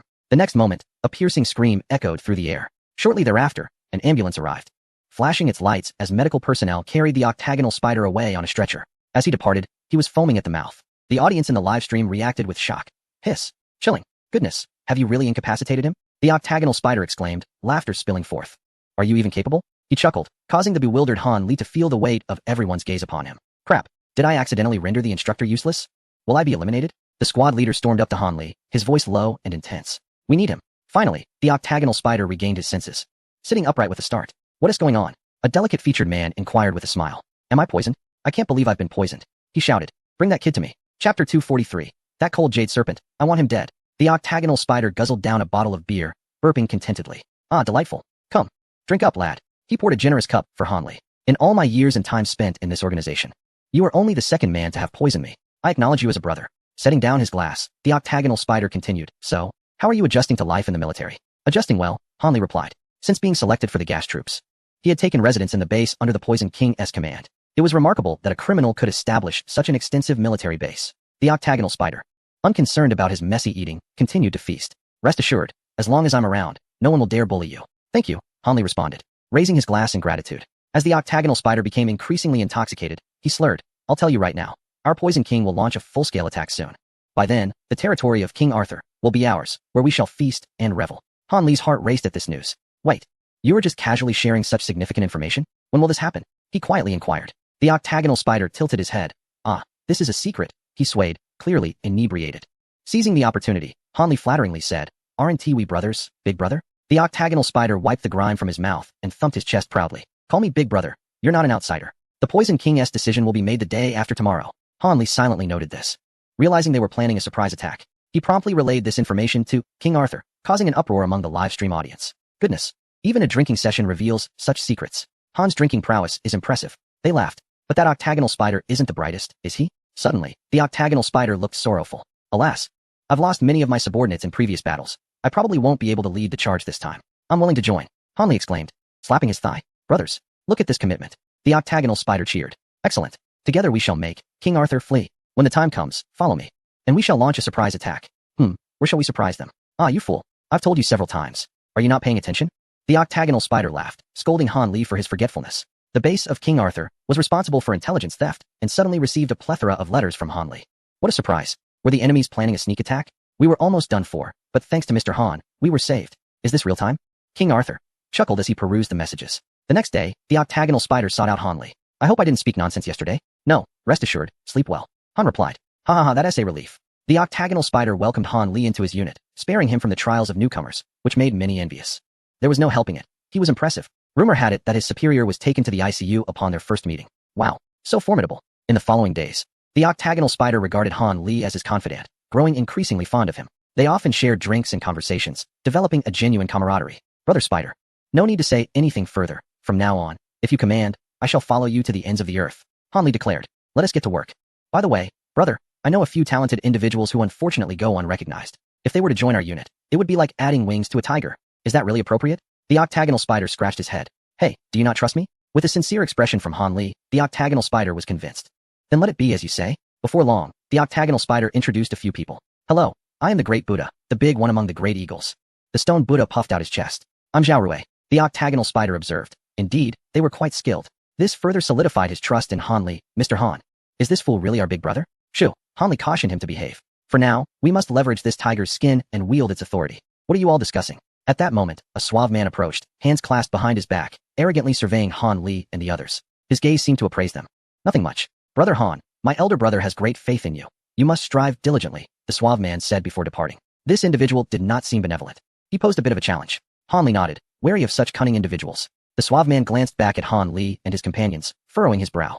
What's wrong? Are you dissatisfied with little Han? The octagonal spider inquired. This suave man is one of the 5 poisons, the cold jade serpent, responsible for the intelligence system. He is ruthless. I have investigated his background. There's nothing amiss. Yet he gives me the impression of being merely the tip of the iceberg. Who knows what lies beneath? Brother, it's difficult to judge a person. You should exercise caution. I understand, do not worry. Han Li's gaze was remarkably clear. The cold jade serpent felt a headache coming on, despite Han Li's enigmatic nature. This was the Poison Emperor's base. He likely wouldn't dare to act recklessly. Better to keep a low profile. Humph, perhaps I am just being overly cautious. In the basement, Han Li and the stone Buddha entered, promptly extinguishing the candle and closing the door, leaving only the stone Buddha behind. The elite members selected last time gradually made their way over, displaying impressive skills. Mr. Han. The newcomers, upon seeing him, were filled with excitement. Mr. Han. What are we doing? Why have you called us all here? Han Li chuckled coldly. I want that cold jade serpent dead. Chapter 244. The disappearance of cold jade serpent and the fury of the octagonal spider. The audience in the live stream was taken aback. Murder? How thrilling. Assassination. To carry out an assassination on their territory? Incredible. Even the stone Buddha would have to tip his hat to Mr. Han. Such audacity would bring tears to the eyes of any brash man. Did you all understand? Yes. The stone Buddha and the others nodded vigorously. Zhao Rui, you are the backbone of this operation. Understood? Zhao Rui maintained his indifferent tone. The stone Buddha usually made disparaging remarks, but ever since Zhao Rui turned the tide, he had gained respect. Mr. Han, should we include these newcomers? The stone Buddha inquired. Yes. The elite squad is, after all, a secret force that Han Li will need to showcase in the future. We can't afford to be unprepared. The newcomers felt a surge of pride. Such an important task had been entrusted to them. It was evident how much Mr. Han valued their group. We must perform excellently. The members of the elite squad were fervent.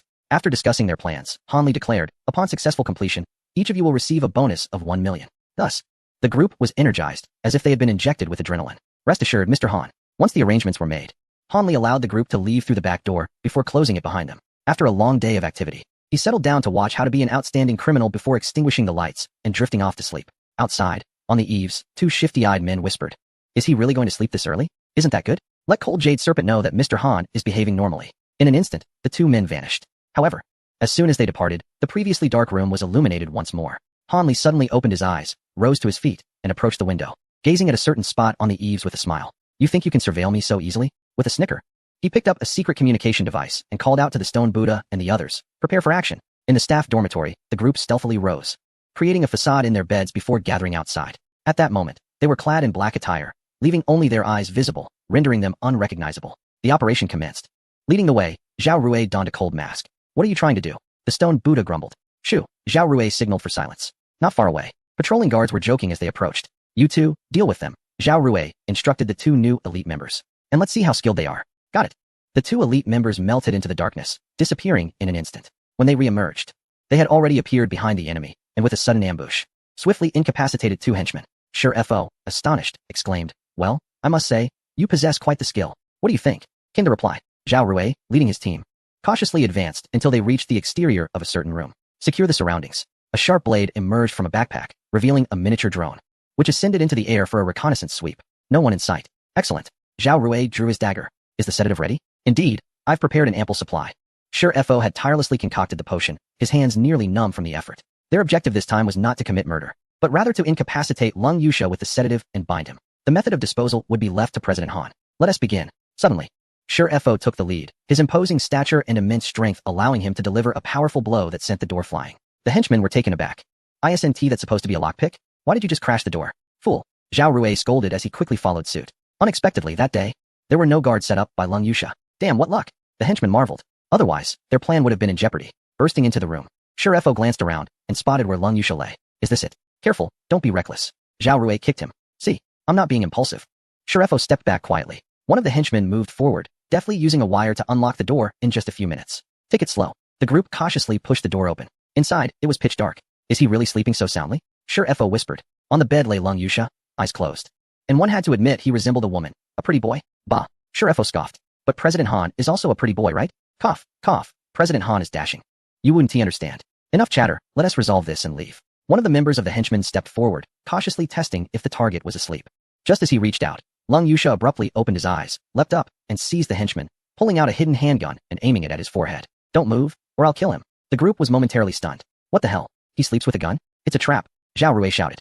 Lung Yusha chuckled coldly. None of you will escape. Suddenly, the previously empty room was filled with the sound of approaching footsteps. It's the gas soldiers. This is a trap. Cursed Zhao Rui. Lung Yusha tightened his grip on the henchman, his sickly face flushing with a hint of color. Let me see who sent you.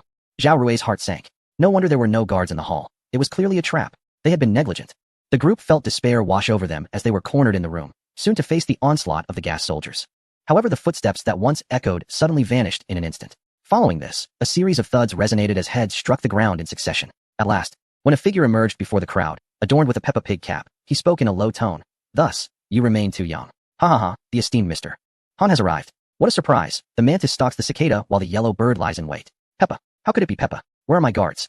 Cold Jade Snake was taken aback, bewildered by how this individual had infiltrated their ranks. Just then, Zhao Rui, quick on the uptake, pressed a narcotic cloth over Cold Jade Snake's mouth and nose. You lot, he exclaimed, closing his eyes and collapsing. The group collectively exhaled in relief. Mr. Han, you have been an immense help this time. We nearly faced total annihilation.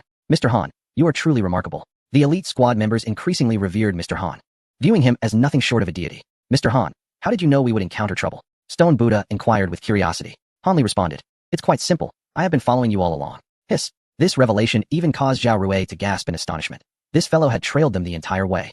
Yet they had remained completely oblivious. I understand now. This was a test. One of the elite squad suddenly realized. Is that so? Hanli confirmed. I was already aware of Cold Jade Snake's scheme. My silence was merely to observe whether you could uncover it. The result. He glanced at the innocent-looking Stone Buddha, who had charged in without a second thought. Stone Buddha, you are ill-suited for assassination. No. Stone Buddha knelt in tears. It serves you right. Indeed, one must speak the truth. Hanli turned his gaze to Zhao Rui. You too. Do not allow this fellow to lead you by the nose. Remain vigilant in the future. Yes, Zhao Rui acknowledged, feeling ashamed. This operation had indeed been a result of their carelessness. After concluding their tasks, Han Li and his companions tidied up the aftermath, stealthily transporting Cold Jade Snake away without anyone the wiser. Where's this? Let me out. Cold Jade Snake awoke to find himself shackled, unable to move, in what appeared to be a basement. If you have the ability, come out, Peppa. How would he handle this? Han Li regarded the restrained Cold Jade Snake with a smile, saying, this fellow is intelligent and cunning. He is a talent worth nurturing. However, let us keep him confined for a few days. The following day, news of Cold Jade Snake's disappearance sent shockwaves through the bases under the Poison King's command. Cold Jade Snake is missing? Our second-in-command is gone. What? My second brother has vanished. In disbelief, Octagonal Spider could hardly fathom that in just one day, a person could simply disappear. Indeed, Elder brother, the second-in-command has always treated me well. How could this happen? Han Li feigned urgency, appearing as though he might stamp his foot in frustration. This spectacle sent the live-stream audience into a frenzy, spamming 666. It seemed unlikely that he would be found anytime soon, yet the brothers under his command required someone to oversee them. Octagonal Spider nodded in agreement. Precisely. Suddenly, a soldier from outside rushed in, shouting, "Not good. A major incident has occurred." What kind of major incident? The miscellaneous soldiers inquired. The Poison King has issued an order. Today, we are to raid a territory in the Eastern District. Such a sudden command. But at this moment, my second brother is missing. How can I remain at ease? The Octagonal Spider is in distress. Enough. I understand. You may leave. Yes, my subordinate takes his leave. Inside the hall, the Octagonal Spider remains sullen. Though he often presents a carefree demeanor, such circumstances inevitably require a more astute approach. As for the guards, they have been drugged and remember nothing. The Octagonal Spider slammed his fist on the table, glaring at those around him. The expressions of the crowd darkened in response. Finally, his gaze fell upon Han Li, and he spoke. "We must uncover the truth behind my brother's disappearance." His fists clenched, cracking ominously. "Brother, he seems enraged." One remarked. "Do you suppose it could be an inside job?" The Octagonal Spider, not daring to delay the Poison King's order, promptly summoned personnel to gather outside. He instructed his brothers to prepare and set off in their vehicles, reminding them that upon encountering the enemy, they were to unleash the poisonous gas as per their usual protocol. Pointing at the assembled men, the Octagonal Spider designated a group to remain behind. "You and you. Brother Han, I trust you." "Understood," Han Li replied. With a grand gesture, the Octagonal Spider signaled, and countless subordinates shouldered gas canisters, donned their iconic gas masks, while modified vehicles exuding eerie green flames lined up like an apocalyptic army. "This time, I shall take down 10, Han Li declared, donning his helmet with utmost seriousness. The viewers in the live stream were astonished. Unbelievable. Such acting would bring tears to my mother. After making his declaration, Han Li boarded the modified vehicle specially prepared for him by the Octagonal Spider, accompanied by Shifo and others. Meanwhile, the elite squad was assigned to another vehicle. "Brother Han, do you think the Octagonal Spider suspects you?" "It's hard to say." Han Li could sense a hint of doubt from the Octagonal Spider. "Damn. What if we end up being the ones to take charge?" Shifo quipped. "You wish. It's perilous here. We've already done plenty for King Arthur. If we can leave, we should." This occasion presented a prime opportunity. With a rev of the engine, the convoy surged forward, trailing toxic gas into the air. Han Li received a call from another individual responsible for the rear guard. "What's the matter? Something feels off. I said the boss wanted you to stay back with me, but you're new here. This raises suspicion that the boss thinks we are up to something." "What do you mean?" Han Li pressed further. "To stay back means to meet our demise. I can't accept that. How about we both make a stand?" "What do you say?" Han Li glanced at the others, then resolutely stated, "I call him brother. I could never betray him." "Are you certain?" "Indeed." "Fine, you fool. Go meet your end." The call ended abruptly. Sure enough, the next moment, the other rear guard suddenly veered the vehicle in the opposite direction. It was evident. He intended to escape. Damn it. Are we really being sent to our deaths? Shifo panicked. Han Li smirked with disdain. "Just a trick." We remained still. This is merely a test from the adversary. The audience in the live stream was skeptical. Is it real? It can't merely be a test. That brother seems overly anxious. Who knows? Perhaps the Octagonal Spider has caught on. Mr. Han should extricate himself. On the other end, the Octagonal Spider raised the phone to his ear. "Is that so?" "He hasn't left." "Indeed. He even said, if he calls you brother, he won't betray you, huh?" The Octagonal Spider set the phone down. Suddenly, he struck his chest fiercely with a punch. His subordinates were bewildered. Is he self-harming? "Oh no, I can't believe I doubted Xiao Han. I truly am despicable." He intentionally left another person with Han Li to test him, to see if he would feel guilty and flee. This method was suggested by the cold jade serpent earlier. "Damn it, Xiao Han, I feel ashamed." The Octagonal Spider vowed never to doubt Han Li again. "Where can I find such an excellent subordinate? Should I leave him behind?" "Nonsense. Everything is arranged. At worst, I'll go support them later." After all, the location of this ambush isn't heavily populated at this moment. They likely aren't even paying attention to Han Li. However, in reality, as Han Li arrived at his position, a resounding roar erupted all around him. Flags waved fervently. "Mr. Han, we are surrounded." Chapter 246, Recruiting Two Fierce Generals. This is a lucrative endeavor. The convoy Han Li was part of suddenly found itself encircled by a multitude of modified vehicles, each adorned with flags emblazoned with a symbol of severe punishment, a sword. In this city of sin, such a force could only belong to King Arthur. "This is bad. My brothers are cornered." The Octagonal Spider set down his long-range telescope, his teeth clenched in frustration. What the hell is happening? How could the enemy suddenly muster so many troops? Did they mobilize their entire force? According to the plan, King Arthur shouldn't have deployed this many fighters. They outnumber us by several times. "Mr. Han, this situation is dire. We must retreat. Now, it's truly over. Boss, we must abandon the vehicle to save the commander." One squad leader exclaimed. "If we linger any longer, we too will be trapped." "No, I've already betrayed my brothers. I cannot abandon him this time." The Octagonal Spider had now placed Han Li in the second-in-command position. "Are you serious? Entire team, turn back, rescue Xiao Han." The poison squad turned around, charging back into the fray. Release the poison fog. A vast cloud of toxic mist rose, seemingly enveloping the world. The atmosphere was thick with murderous intent. The Octagonal Spider, witnessing Han Li's forces engaged in battle with the knights, shouted frantically, "Damn it, help my brother." Soon, chaos erupted. "Charge! Kill!" Annihilate them. The poison squad fought valiantly. But they were unprepared for the sheer number of adversaries. Before long, several of the octagonal spider's modified vehicles exploded, and he lost many men. Fighting his way from the outskirts to the inner circle, with unwavering determination, he forced his way to Han Li's side. Elder brother? Xiao Han, hurry and escape. I will hold them off. The octagonal spider, glancing at the encircling knights not far away, stood resolutely in front of Han Li, exclaiming with bravado. I was wrong to doubt you before. I shall repay you with my life. He appeared ready to embrace death. The viewers in the live stream were bewildered. What the hell? He truly means it. I'm in tears. Regardless of the truth, such an elder brother. I take a dozen of them. My eyes are misty. Octagonal, are you serious? Even Han Li was taken aback. Good heavens. Was this merely a performance? Or have you genuinely developed feelings? Hurry and leave, Xiao Han. Elder brother, I cannot go. What? The octagonal spider turned around, only to see Han Li raising a firearm to his temple, solemnly stating, I apologize. I am a good person. What the hell? The octagonal spider exclaimed. What do you mean? Xiao Han, stop joking. This is not the time for such antics. In the next moment, the armored knights swarmed behind Han Li. All eyes fixed on the isolated octagonal spider. Mr. Han, would you like a smoke? One knight offered, lighting a cigarette for Han Li. Oh, this is so awkward. Han Li thought helplessly. There is no escape from the crowd. This is the way of the world. Suddenly, the octagonal spider was struck dumb, collapsing to the ground, murmuring. That spy is you. Meanwhile, such a counter-encirclement was unfolding at various locations. What is happening? Why has the Knight Brigade suddenly turned the tables on us? Is this a surprise attack? This is madness. Countless poison gas soldiers wailed in despair, suffering heavy losses. The news swiftly spread throughout the city of Sin, leaving various factions in shock. Did the Poison Emperor just suffer a setback? At the casino, the octagonal spider shouted angrily at Han Li. Let me go, you shameless scoundrel. Through the earlier interrogation, he realized that the failure of the ambush was orchestrated by Han Li. You will not have a good end. Elder brother. Do not call me elder brother. Han Li waved his hand, producing a cigar to light for the octagonal spider, stating, there is an old saying in Huaxia. Those who know how to read the situation are the true heroes. Given the circumstances, you need not continue serving the Poison Emperor. The implication was clear. To incite rebellion? The octagonal spider spat. Nonsense. The Poison Emperor has treated me well. He is my savior. Were it not for him, I and the cold jade serpent would have perished in the wilderness. You expect me to betray him? Impossible. Is it truly so? The octagonal spider paused, confused. What do you mean? Are you trying to sow discord? Just then, the door creaked open, revealing the cold jade serpent entering. So it was you who took my second brother hostage. The octagonal spider fumed, his face flushed with anger as he recalled being outsmarted. Elder brother, we have been deceived. The cold jade serpent stood beside Han Li, leaving the octagonal spider speechless. Indeed, the deceit we have endured is truly lamentable. I was foolish enough to put my faith in him. How repugnant. It is the Poison Emperor who has deceived us. Cold jade serpent lowered his head, his eyes filled with animosity. The Poison Emperor? How is that possible? This is the information I have investigated. Han Li has sent someone to gather evidence. The octagonal spider took a glance at the documents. To his shock, the perpetrator who set the orphanage ablaze was, in fact, affiliated with the Poison Emperor. Thunderstruck, cold jade serpent clenched his fists. Initially, he was skeptical of Han Li's words, but as the evidence unfolded, he realized they had been manipulated all along. Cursed be it. The octagonal spider, filled with rage, ripped the documents apart, his teeth grinding together, emitting a growl akin to that of a beast. That old wretch. Brother, I know you are a good man, merely exploited by malevolent forces. Now is the time for this villain to pay for his misdeeds. Han Li grinned malevolently, producing a dagger and plunging it into the image of the Poison Emperor. Cold Jade Serpent declared, although I despise you, I shall cooperate in eliminating the Poison Emperor. So shall I. The octagonal spider slammed his hand on the table, proclaiming, I must avenge this grievance. Excellent.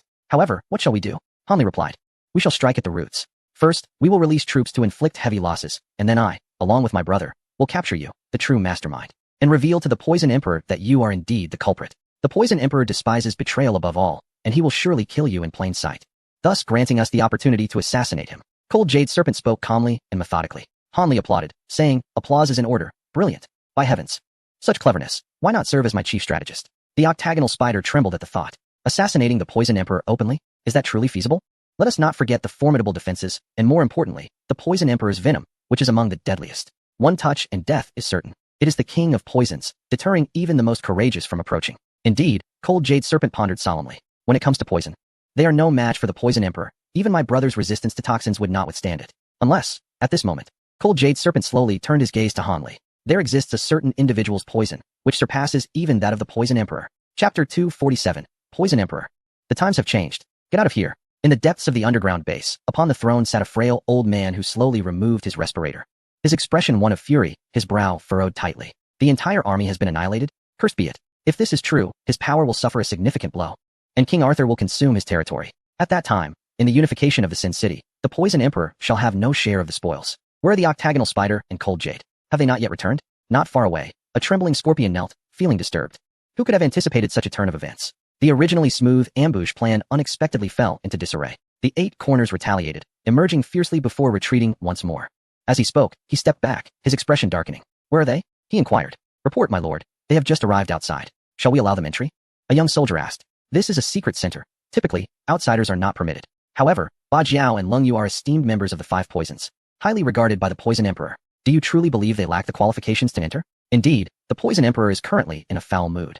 You dare to deny their entrance? Yes, yes. Before long, under the guidance of the young soldier, Ba Jiao, the spider, and Leng Yu arrived at the secret base, accompanied by a cloaked figure. Unbeknownst to anyone, they had now stepped into the lair of the Poison Emperor. Ba Jiao, observing the bandaged figure, felt a pang of alarm. Ah, it's too much to bear. It brings tears to my eyes. At that moment, Scorpion noticed the cloaked figure and inquired, who is this person? This fellow is the traitor who betrayed us. He is an undercover agent sent by King Arthur, and we exposed him at the last moment, Ba Jiao revealed. How insidious, Scorpion remarked. Ba Jiao abruptly unveiled the figure, revealing Han Li's face. It's you, Mr. Han from the Australian Emperor's casino. Do you recognize him? Indeed.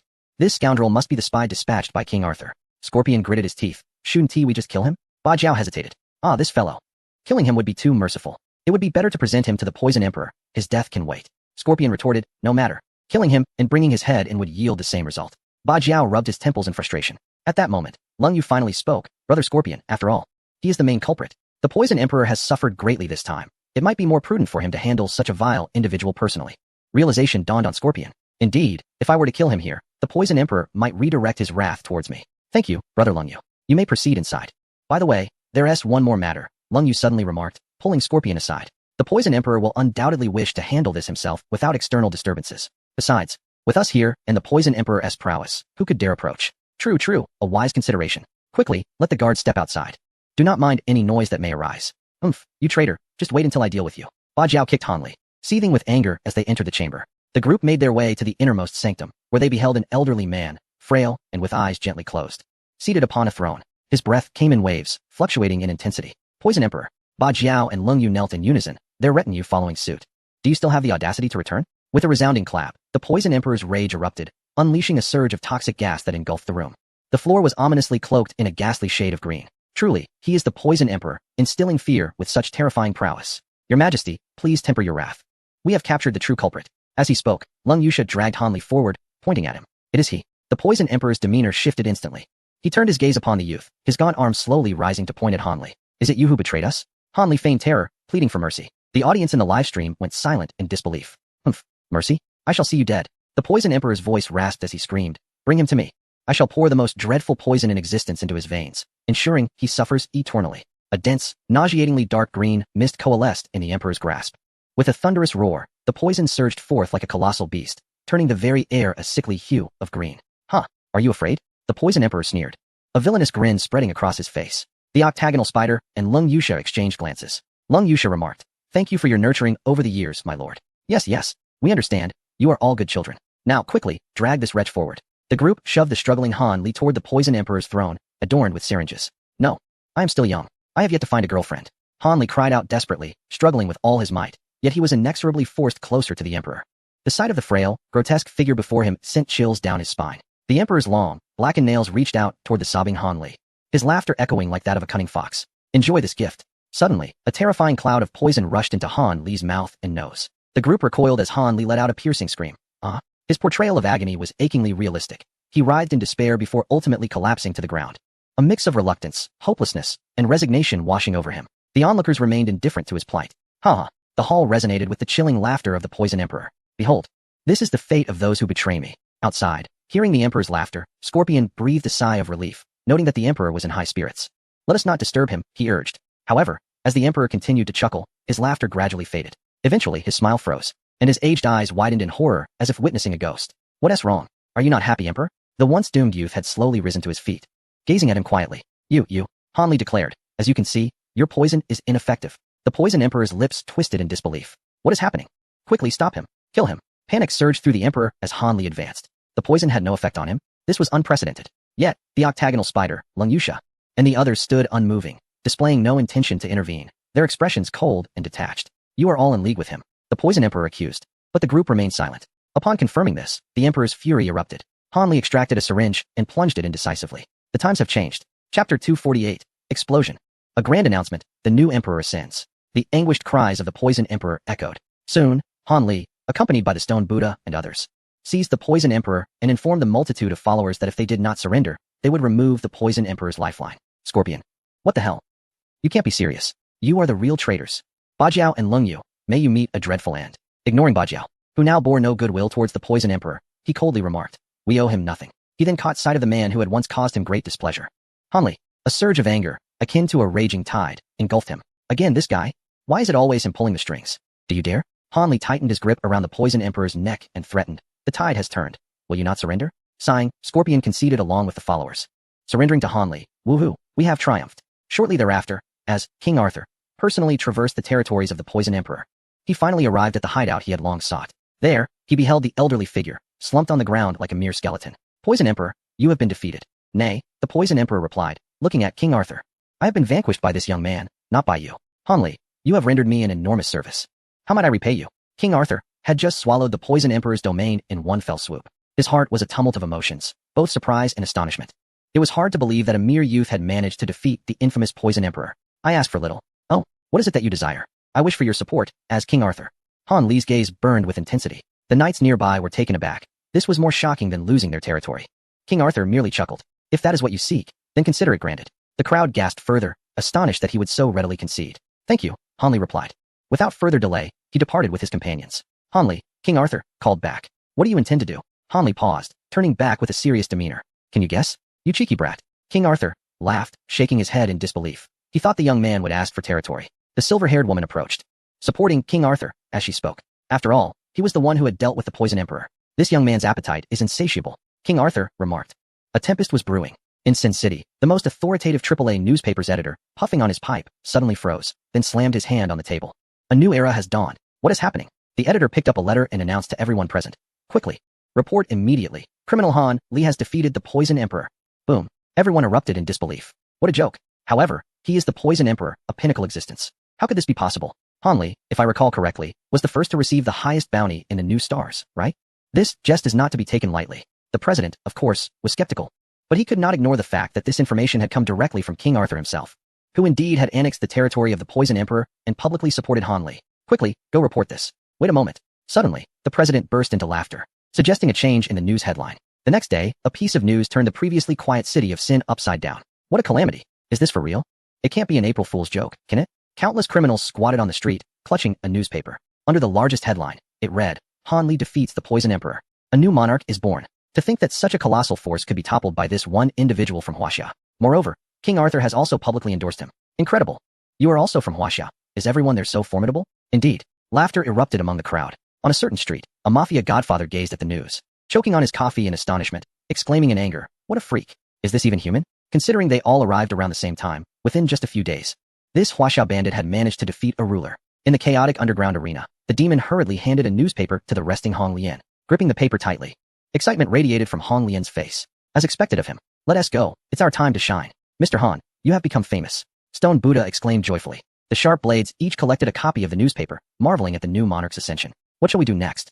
Zhao Rui inquired.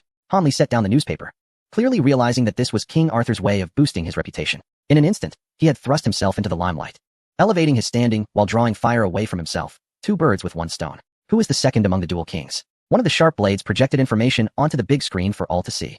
The Dark King governs the southern district of the city of Sin and possesses the largest hacker organization in history, the Dark Web.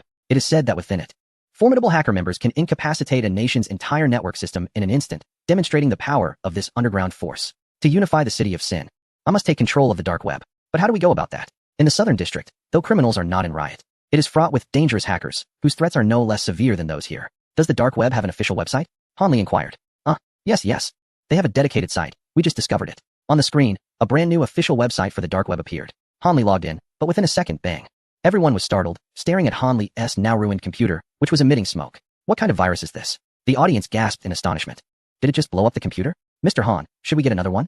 Han Li felt somewhat embarrassed. He had not anticipated this. Upon his entry, the computer was immediately besieged by a peculiar virus, rendering it utterly inoperative and nearly causing an explosion. It appears that this Dark Web is indeed formidable. After procuring a superior computer, Han Li adeptly utilized it to access the official website once more. Learning from his previous experience, he skillfully evaded the current virus onslaught and circumvented the relentless pursuits from the site, ultimately gaining access to the Dark Web. He pondered over how to impress these hackers. At that moment, he stumbled upon a forum that suggested that to impress hackers, one must develop software that is uncrackable. A challenge. Yes, he resolved to shatter them both mentally and physically. As he typed with remarkable speed, his associates watched in astonishment. Meanwhile, on the dark web, a top hacker, idly maintaining a website, noticed an unfamiliar intruder. Suddenly, a bizarre software popped up before him. The death puzzle. No hacker can decipher it. Do you dare to challenge? What? Chapter 249. Dark web, conquered. Uncrackable by hackers? What a ludicrous jest. I am a dark web hacker. In a minute. I can seize every penny from your account. Ridiculous. He contemptuously clicked to accept the challenge, ready to conquer it in an instant. Capturing the flag? Huh. That is child's play. He had previously secured the first place in an international capture the flag competition. In simple terms, a capture the flag competition resembles an escape room, where participating hackers must utilize their skills to dismantle a series of challenges constructed by the organizers within a stipulated time frame to accrue points. This indirectly reflects the competency of the question setters. However, 5 minutes later, bang. Failure. An explosion erupted. The hacker, gritting his teeth in frustration, exclaimed, "What the hell just happened? This is the 10th time. I'm traumatizing my kid. This conundrum was too challenging. I must share it," he declared, sharing the riddle in the dark web group. Instantly, the group erupted. "What the hell? Who do you think you're looking down on? This pathetic capture the flag? Have you lost your mind?" They all berated him, questioning who he thought he was, producing such a trivial competition. Yet, when they attempted to challenge themselves, they soon realized that the true jesters were themselves. Within minutes, they found themselves perplexed by this bizarre capture the flag. Damn, I'm nearly forgetting how I became a hacker. One by one, hackers succumbed to this riddle, causing an uproar in the dark web. Many high-ranking members took notice, and, to uphold the dark web's reputation, they joined the fray, only to fall one after another. This is absurd. I have never encountered such a capture the flag. Ultimately, this perplexing conundrum was delivered to a secluded chamber, where a young lad crouched upon a stool, casually tapping away at the keyboard. The myriad challenges of the world were effortlessly resolved. Boredom enveloped him as he sighed, lamenting that no problem could possibly stump him any longer. Suddenly, a senior figure rushed in, exclaiming, "Dark King, we have a grave matter at hand." "A challenge, perhaps?" the boy inquired. "Indeed, but none of us can manage it," the senior replied, visibly embarrassed. The boy cracked his knuckles, declaring, "Allow me to give it a try," and thus began a relentless endeavor that spanned several days. The youth astoundingly solved the first 9 challenges in a single breath, setting a new record. However, he found himself utterly stymied by the 10th. What is this? Why? Despite having breached the firewall, do I still face failure? The Dark King was perplexed. After multiple attempts ended in defeat, he inquired, "Who issued this challenge?" The senior promptly responded, "It was a mysterious visitor who bypassed our official website's defenses to introduce this conundrum." "And where is he?" "We attempted to reach him, but he insists that you seek him out personally." The esteemed Dark King, summoned to seek him out? Such audacity. He scoffed. "Very well, I shall pursue him. But it is for the challenge, not to prove myself inferior." The senior dared not speak further. Meanwhile, on the other end, the patient Hanli finally received a message from an unfamiliar account. "Dark King, such prominence." Hanli mused, "I've caught a big fish." As Sure FO and the others arrived, they were at a loss for words, ultimately managing to exclaim, "Impressive. Dark King, are you the one who set this challenge?" "Peichi, indeed." The Dark King pressed on. "Why did I declare failure after breaching the firewall? This is unjust. I should be the victor." Hanli replied patiently.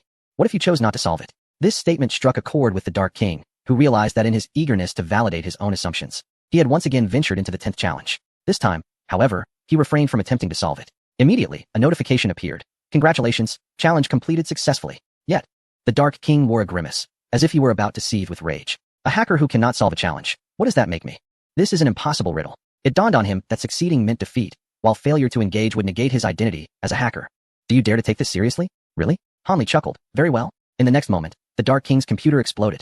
Bang. The senior officials were startled and entered the room, wearing expressions of bewilderment. They beheld the Dark King, covered in soot and seated on the floor, exhaling a deep breath of frustration. "Dark King, are you unharmed?" "Nothing, but my computer has been blown to bits," he replied, brushing off the dust. It seems the phrase, "there are always greater powers," holds true. Send a message. About what? The dark web shall fully support Hanli. In the city of Sin. The AAA news agency. The president had barely settled into his seat when he was startled by explosive news. The official website of the dark web announced its support for Hanli. Astonishing. The elimination of the Poison Emperor, followed by successive endorsements from Arthur and the dark web. This was destined for greatness. Who exactly is this Hanli? The president could hardly contain his curiosity, eager to uncover the origins of this enigmatic figure. Should we report on this? Of course. Strike while the iron is hot. Do you understand? The president turned to gaze upon the sleepless city, sensing an impending storm brewing. That night, outside the Australian Emperor Casino, several factions suddenly converged. "Ha ha. Hanli, come out. I'm here to play with you," boomed a boisterous voice. Accompanied by a dazzling mechanical arm, Hong Lian arrived with his entourage. Humph, how crude. A man, elegantly draped in white and delicately holding a rose, rode in on a white horse. He was the world's 7th-ranked criminal, the White Horse swordsman, Bowendi. Amidst the commotion, a hawk-nosed man, puffing on a cigar, removed his godfather hat, declaring, "Hanli, we have arrived." Inside the casino, A silver-haired woman observed these newcomers with astonishment, exclaiming, "A new star? They've all come." Han Li emerged, having just awakened from a brief slumber. "Did you summon them?" he inquired. "Indeed," came the reply. Han Li surveyed the gathering and proclaimed his intention to lead them to seize Ghost God City. The crowd erupted. This was the rhythm of unification. The silver-haired woman recalled Arthur's words, instinctively recoiling at the enormity of his ambition. Ghost God City, a city of madness. On the rooftop of a towering building, Ghost God sipped potent liquor sent from the east, clicking his tongue as he gazed skyward. "That young man is coming." "Indeed," Garrett replied, setting aside his tarot cards and offering, "I shall defeat him. The cards indicate that this time, victory will be mine." Chapter 250, Garrett's Interception. "This is troublesome." Hey. The casino's security personnel barred the entrance to Hong Lian and his crew. "Let them in," Han Li instructed. This assembly had long since regarded his status as equal to that of the casino owner. Yes. Observing Han Li's overwhelming presence, Hong Lian felt a pang of discomfort. The world's most formidable gang leader, along with other new stars, had come to rendezvous. They understood that this man before them harbored an audacious ambition to unify. Arthur slowly descended, gazing at the new generation led by Han Li, exclaiming, "The waves of the future push the waves of the past." "Is that Arthur, the commercial legend?" The crowd gasped in astonishment. "You intend to lead these individuals to Ghost God City?" he articulated, piercing through the veil. Han Li calmly responded, "Indeed." A collective confusion swept through the gathering new stars. "WTF? Are you serious? We thought you called everyone together to divide the Poison Emperor's territory." "Haha. Truly the man I admire. Let us go and smash the Ghost City to smithereens." Hong Lian, undaunted, brandished her mechanical arm with great enthusiasm. Such bravado." The gang leader chuckled, yet made no attempt to intervene. "What? Are you serious? Is it too late for me to back out?" A man with a wild hairstyle quivered in fear. "That is Ghost City. Once you enter, there is no escape." "Who are you?" Han Li was taken aback, pondering the identity of this newcomer. "Another rising star? I am Meiji, a bomb expert. I can create any bomb that exists in this world." "Oh, the man who once demolished a skyscraper in M country. Back out. I fear that is no longer an option." Han Li snapped his fingers. The stone Buddha approached, carrying a newspaper, which he unfurled for all to see. "The rising stars assemble. Target, Ghost City." "Goodness." The rising stars looked up at Han Li, astonished.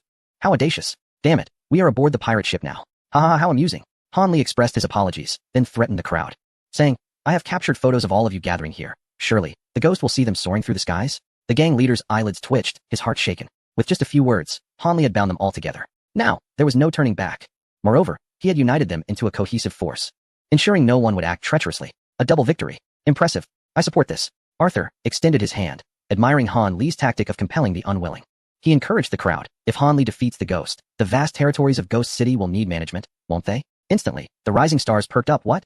We can divide the territory? Why didn't you mention this sooner?" "Ahem, now that I am here. I am prepared to go through fire and water for General Han, without hesitation." "General Han, I swear I will not back down." The bomb expert exclaimed in surprisingly fluent Chinese. "What the? This sudden change? Damn, impressive brother."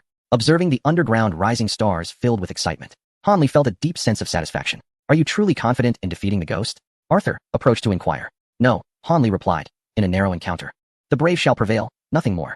Indeed, that day, clouds of dust billowed as a convoy of modified vehicles surged forth.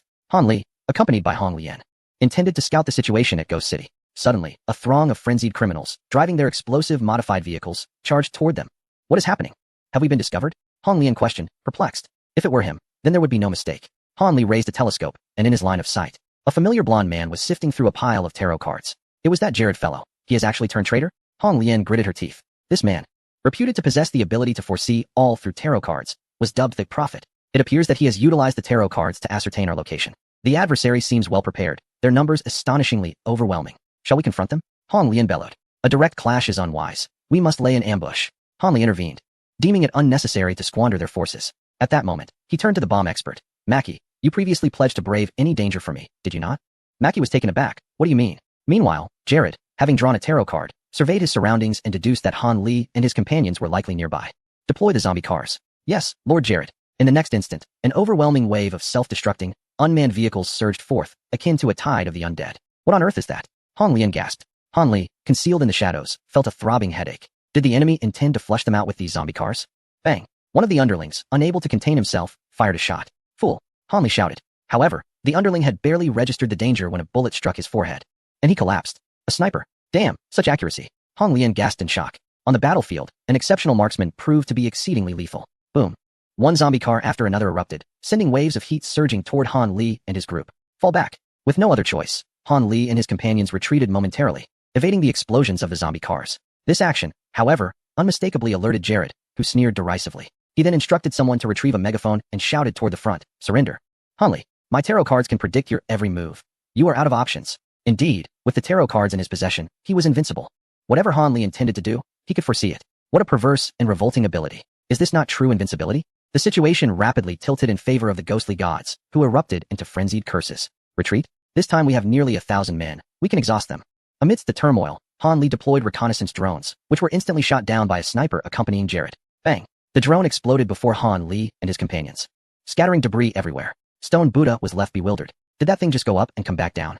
Be careful, Han. There are over 100 criminals on your side. The gang leader shouted over the intercom. Boom. A massive truck, designed for cutting through brush, barreled forward. As the frenzied, ghostly gods prepared to reap Han Li's life. Kill Han Li. Haha, welcome to Ghostly City. Scenes unfolded that were nothing short of shocking. Chapter 251, A Certain Death Trap? Thunderbolts of fate strike down.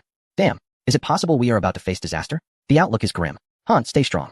Han Li, hidden away, turned to the bomb expert beside him. What is the maximum distance you can throw a grenade? Well, it's just over 100 meters, right? Over 100 meters? Are you even human? Others were equally astonished. Damn it, a humanoid artillery? Han Li found himself at a loss for words. The audience in the live stream erupted in laughter. Incredible. It's the first time I've seen Han, our esteemed leader, at a loss. Oh no, he has been outdone. Buddy, are you flexing your muscles? You must be exaggerating. Han Li himself harbored some doubts and spoke up. A demonstration? Damn, let us see one. Mackie, seizing the opportunity, produced his homemade grenade. In front of the crowd, he disassembled it, rising to his feet with perfect poise. Then, he swiftly pulled out a second one. So fast. What a real deal. Incredible. This grenade tossing is a true art. The grenade landed with precision on Jared's large truck. Suddenly, a dull thud resonated as the massive vehicle took flight. The onlookers were dumbfounded. Is this the power of a grenade? Mackie then seemed to unleash his full potential, hurling grenades with relentless fervor, hardly pausing for breath. Each throw was mere seconds apart, an unbroken storm of explosive projectiles. Amidst the cacophony of the ghost's wails, a veritable rain of grenades descended. Is this truly the effect a grenade can achieve? That Chinese military, please connect me with them. I believe I understand why he called the bomb expert. Han Li was astonished. My friend, this is incredible. Is it all right? Mackie gasped, inquiring. Incredible. Han Li exclaimed. If the military forces across various regions of China witnessed this man's grenade throws, the soldiers would surely proclaim him a master. It's simply textbook. A flawless execution. The audience in the live stream gasped in awe. For Han Li to utter such praise, the significance was immense. Suddenly, vast swathes of territory were relentlessly bombarded, a continuous onslaught. From a distance, it resembled a forbidden zone, a place of no passage. Jared retrieved a tarot card. Feeling somewhat unwell, he anticipated the bomb expert's presence. Mackie, you are courting death. Withdraw and flank them. Yes, the ghosts were pushed back. However, the resounding drumbeats invigorated the ghosts, instilling a frenzy within them. They began to heed Jared's commands, pressing into the weak points. The commotion quickly caught Han Li's attention. The situation was amiss. What is going on? The stone Buddha questioned, puzzled. Didn't we push the enemy back? Don't you notice that their numbers are increasing? Zhao Rui keenly observed this change. Since the battle began, he had been scanning the battlefield with the sharpness of an eagle. The enemy had not diminished, but rather multiplied. There's a trap. Damn it. Suddenly there are more of them here. The gang leader cursed, clearly agitated. Han Li, it appears they seek an opportunity to break through. Circumvent. Engage in guerrilla tactics. Excellent. Immediately, Han Li commenced his guerrilla warfare, circling around while striking, leaving the spirits in a state of utter confusion. Damn it, let us get out of here. A few hundred pieces, what is the point of risking our lives? Indeed. Observing the battlefield from above, Jared continued to select tarot cards, keenly deciphering Han Li's every move. As Han Li formulated a counter-strategy, he prepared to retaliate. The two engaged in a game of wits, each waiting for the other to reveal a flaw. Han Li, you cannot surpass me. I am the chosen one. Swiftly, he drew a tarot card, the Chariot. The dawn of victory beckons me. At that moment, the sky suddenly darkened. Ominous clouds rolling in, accompanied by the resounding roar of thunder and relentless lightning. Everyone was taken aback. What on earth is happening? Oh my, it's thundering. The deafening thunder seemed to fracture the clouds, sending chills down spines. Cold sweat poured forth. If one of those strikes were to hit us, what would become of us? Boom. The rolling thunder appeared to have locked onto Han Li, advancing towards them like a colossal war chariot, disregarding all obstacles, exuding an aura of death. Damn it, don't come here. Go away, go away. Han Li, don't come closer. The stone Buddha panicked. Oh no, Han. It seems the lightning is heading straight for us. We're doomed. The gang leader shouted. How can we defend against this? At that moment, above Han Li and his companions, the area was engulfed in lightning, thick as serpents, crackling ominously. It was unfathomable. If all this lightning were to strike simultaneously, hiss. Run. There's no escaping. The coverage area is too vast. Zhao Rui felt a sense of despair. Before such divine retribution, humanity appeared so insignificant. This is absurd, truly absurd. Is that diviner meddling? No way, could it be that potent? Has it summoned a heavenly tribulation? Goodness, today, Han is facing a tribulation up above. Have you read too many novels? If it strikes, we're definitely finished. In the program's backstage, the director from Huaxiao was nearly on the verge of collapsing in front of the computer. What the hell? Why has it suddenly turned fantastical? This is too eerie. Han is doomed. Yet, we cannot interfere in the affairs of the City of Sin. The director tugged at his hair in frustration. What to do? Ha ha ha. Well done, well done. Baka, strike him down. The Emperor of Ingzhou finally awaited this moment. This damned Huaxiao person, perish. Meanwhile, another ally even popped open champagne, nearly breaking into song. What splendid weather. The president of M country raised his glass, finally poised to be rid of a significant threat.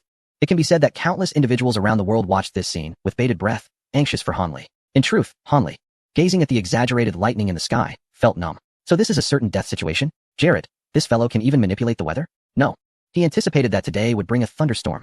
Han Li gritted his teeth. He stood atop the modified vehicle, gazing at the impending thunderstorm. In this moment of overwhelming urgency, a notification chimed. Where there is danger, there lies the system. The canine system, after such a long absence, finally made its appearance. System, are you being polite? Han Li retorted. Enough of the chatter. Do you see that lightning? I am about to perish. If I go, you shall follow. System, ahem. My apologies, I was undergoing repairs, hence the previous rewards were not processed. Allow me to settle them all at once. In the next instant, Han Li felt an extraordinary surge of power, an overwhelming sensation that coursed through him.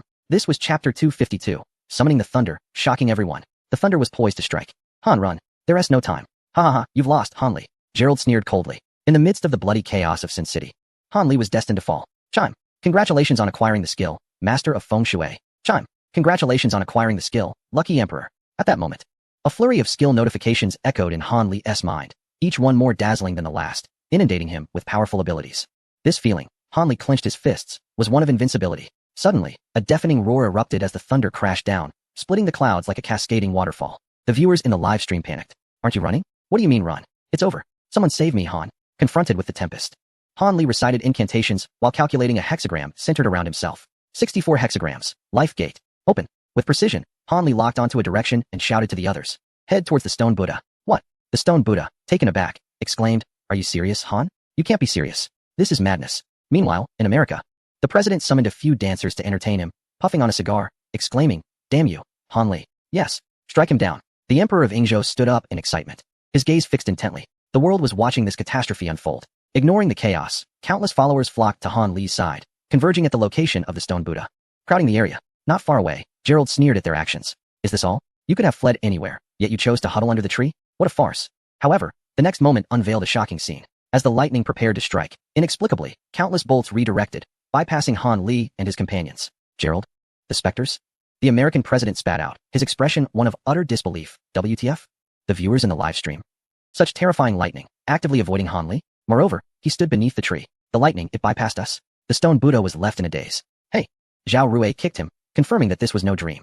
And then, the story continued. Countless followers have gone utterly insane. Woohoo, could this be a miracle? Humph. A mere lightning strike, an audacious display in front of the master. Do they not flee upon seeing my esteemed Han? The audience feels a tingling sensation on their scalps. It is truly terrifying.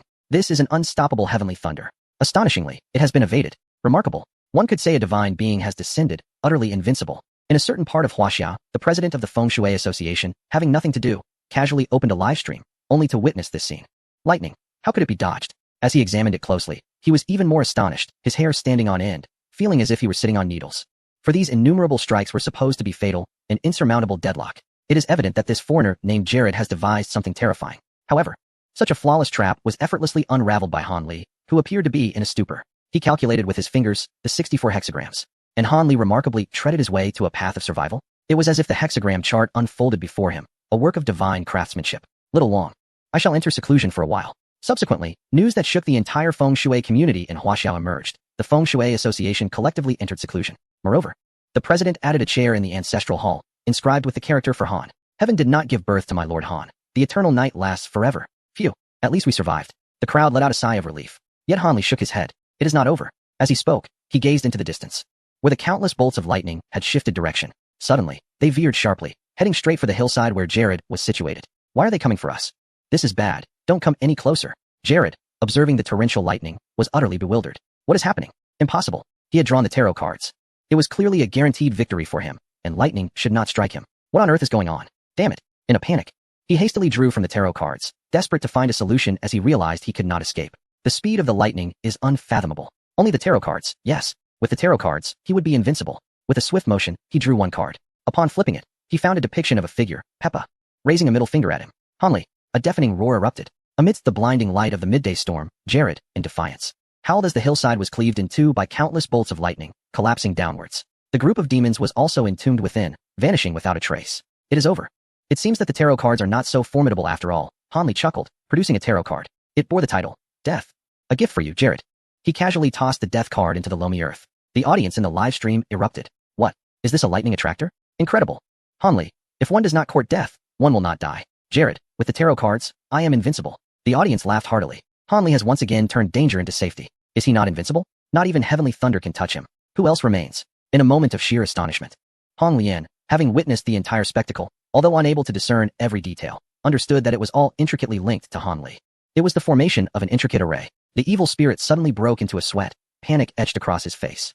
He had previously encountered a remarkably powerful feng shui master during his travels in Huaxia, thereby grasping some of the underlying truths. Oh, what is Han Li's level of prowess? Are you serious?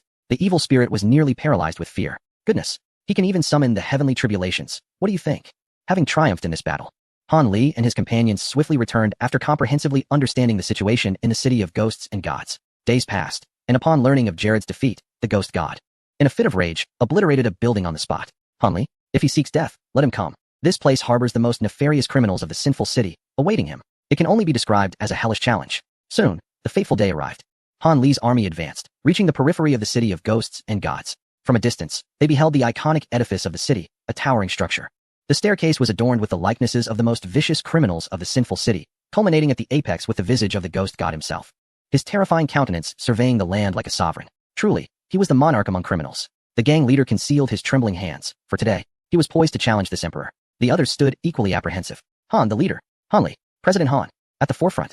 Clad in a sharp suit and wielding an AK, Han Li cast a glance at Hong Lian. Bring down that statue. Ha ha ha, splendid. Hong Lian, activate the colossal mechanical arm. Set it to full power, and aim at that towering edifice. With energy fully charged, a deafening explosion echoed. In an instant, a beam of light, akin to a sword, cleaved through the air, striking the statue with a resounding impact. Immediately, the statue symbolizing the city of ghosts and gods was obliterated. This scene sent a chill through the throngs of frenzied ghost gods, who gasped in unison, exclaiming, "Madman!" Bang! At the top of the skyscraper, the ghost god, witnessing this destruction, had never been so enraged, crushing a wine bottle in his fury. In a fit of rage, he bellowed, Han Li. Chapter 253. They have arrived. The final battle is upon us. The atmosphere crackled with tension as the criminals of the city of ghosts and gods erupted in a frenzied chant. Invaders of the city of ghosts and gods, perish. Like a tidal wave, they surged forward. Goodness, how many could there be? It's utterly terrifying. From all directions, criminals flooded in. Han Li's forces immediately engaged in battle with the ghost gods, the conflict raging with unprecedented intensity. Boom. A fighter jet swept across the scene, decimating everything in its path. Bang. The gang leader was taken aback. Did the enemy possess fighter jets? Damn it. What a fright. Hong Lian exclaimed, raising his most formidable mechanical arm, channeling energy to target the aircraft soaring above. With a precise strike, he hit the fighter jet, sending it crashing down. Woohoo. Incredible. Absolutely magnificent. Each rising star has unleashed their unique skills, leading their respective troops into battle against the demonic forces. Yet, stationed at the central rear, Han Li furrows his brow. For the enemy's numbers exceed his expectations. Despite their relentless efforts, the adversary's reinforcements appear inexhaustible. Even more alarming, within the demon god city, the populace is armed. On the streets, an elderly man, previously sweeping, suddenly turned fierce upon seeing Han Li and his companions. He brandished two hefty cleavers, revealing a dragon tattoo, and charged at them with fervor. The stone Buddha, battered and bruised, was compelled to retreat back to Han Li's side. There are too many of them, damn it. Over a dozen are surrounding me. This is untenable. Meanwhile, atop a towering edifice, the demon god wore a mocking smile. If you cannot even approach me, then be gone. Little ghost. His voice echoed across the battlefield through a specialized amplification system. As his words faded, a sudden commotion arose from the east, sending chills down the spines of the demon god's followers. A thick green mist surged forth, enveloping everything in its path with a noxious scent.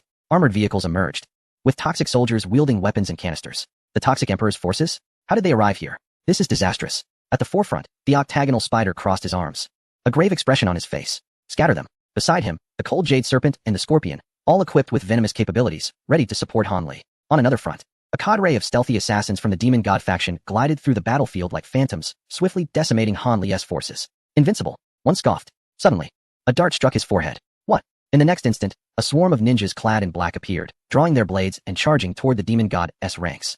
The leading ninja glanced toward Han Li in the distance, murmuring, "Long time no see." Were they the eastern ninjas, arriving in the city of Sin? From the south, a heavy metallic horn resounded across the land, causing the demon god to avert his gaze, his pupils narrowing. A colossal ghost ship tore through the ground, leaving a massive gash in its wake. Countless pirates roared with fervor, matching the demon god's frenzy. At the ship's prow, Jack, draped in the captain's attire, raised his blade high. "Han, my brother, I have come to assist. Second in command, we have arrived." Is that Jack, the king of Somali pirates? The demon god questioned in disbelief. Soon after, forces from London, the mages and the angels, both great and small, materialized on the battlefield. In an instant, the tide of battle shifted. The stone Buddha gazed at these newfound allies, his eyes welling with emotion. It is igniting, he exclaimed. Brothers, charge forth. This is exhilarating. The audience in the live stream erupted into a frenzy, their spirits ignited with fervor. Without exception, everything is related to Han Li or founded by him. Mr. Han, I brought all the brothers. Joseph, disembarking from an armored vehicle, was fully armed this time. What the heck? Look at that. The younger brothers stood in alarm. Not far away, a colossal python raised its head high, flicking its tongue. Atop it sat a small white snake. Mr. Han, that familiar voice. Ling Han. Beside him sat an elderly man smoking a cigarette, none other than Grandpa Chui. They have arrived. Everyone is here. Damn it. Watch me slay this serpent. The spirits surged forward. However, they were all swiftly dealt with by a single flick of the snake's tail. Impressive. The serpent has accomplished a great feat. Ling Han and Grandpa Chui made their way to Han Li's side, eager to join the fray. We're here to cheer for you. Great. Han Li embraced him and turned to survey the battlefield. At this moment, the once imbalanced scales of fate had been restored. Take Mr. Han to the rooftop of the building.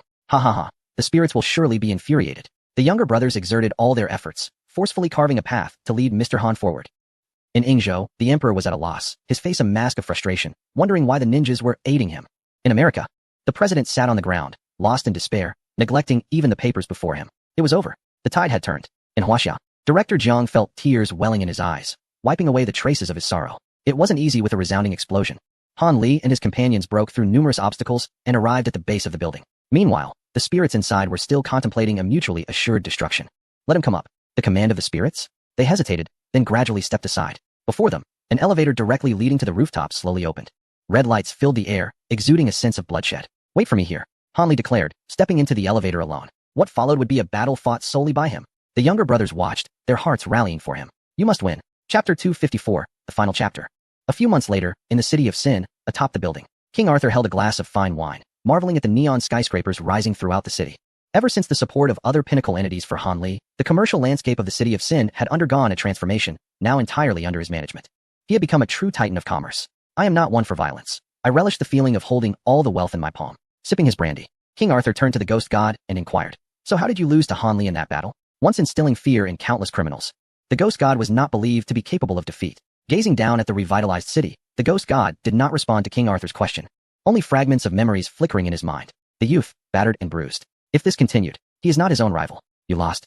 Han Li wiped the blood from the corner of his mouth. Not necessarily. How about we make a wager? On what? My life. The demon god snapped back to reality. A manic smile spreading across his face. He had won the bet, that was all. What are your plans for the future? Cultivation. King Arthur did not hinder him.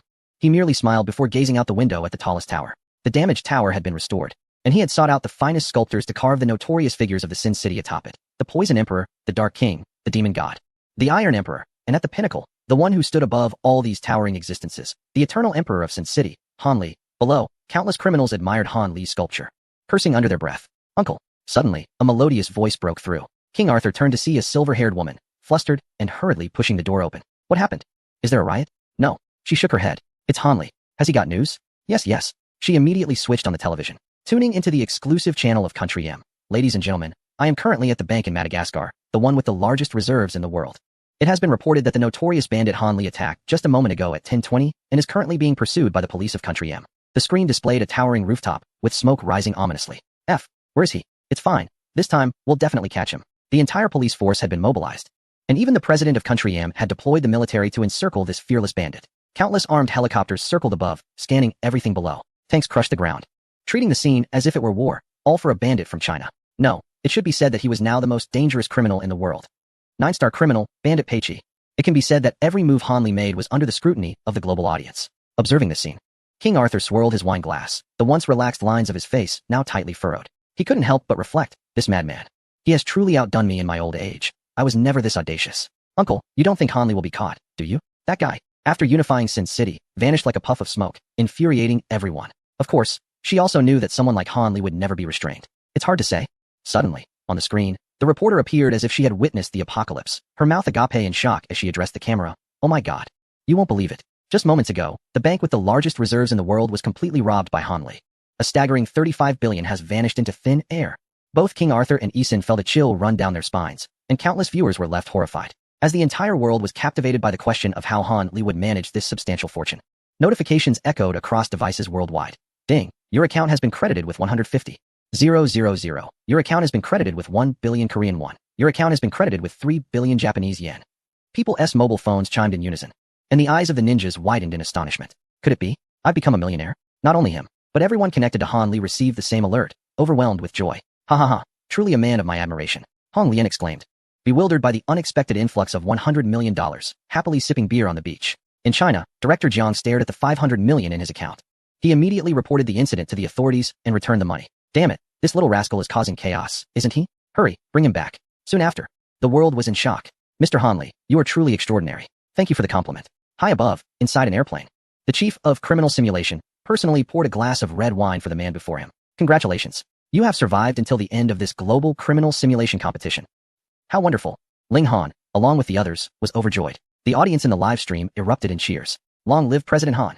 Without you, the world would be an endless night. Tears of nostalgia filled their eyes. Oh no, is the live stream about to end? Not President Han. The viewers wept profusely. Time flew by, and as the program neared its conclusion, Han Li was filled with mixed emotions.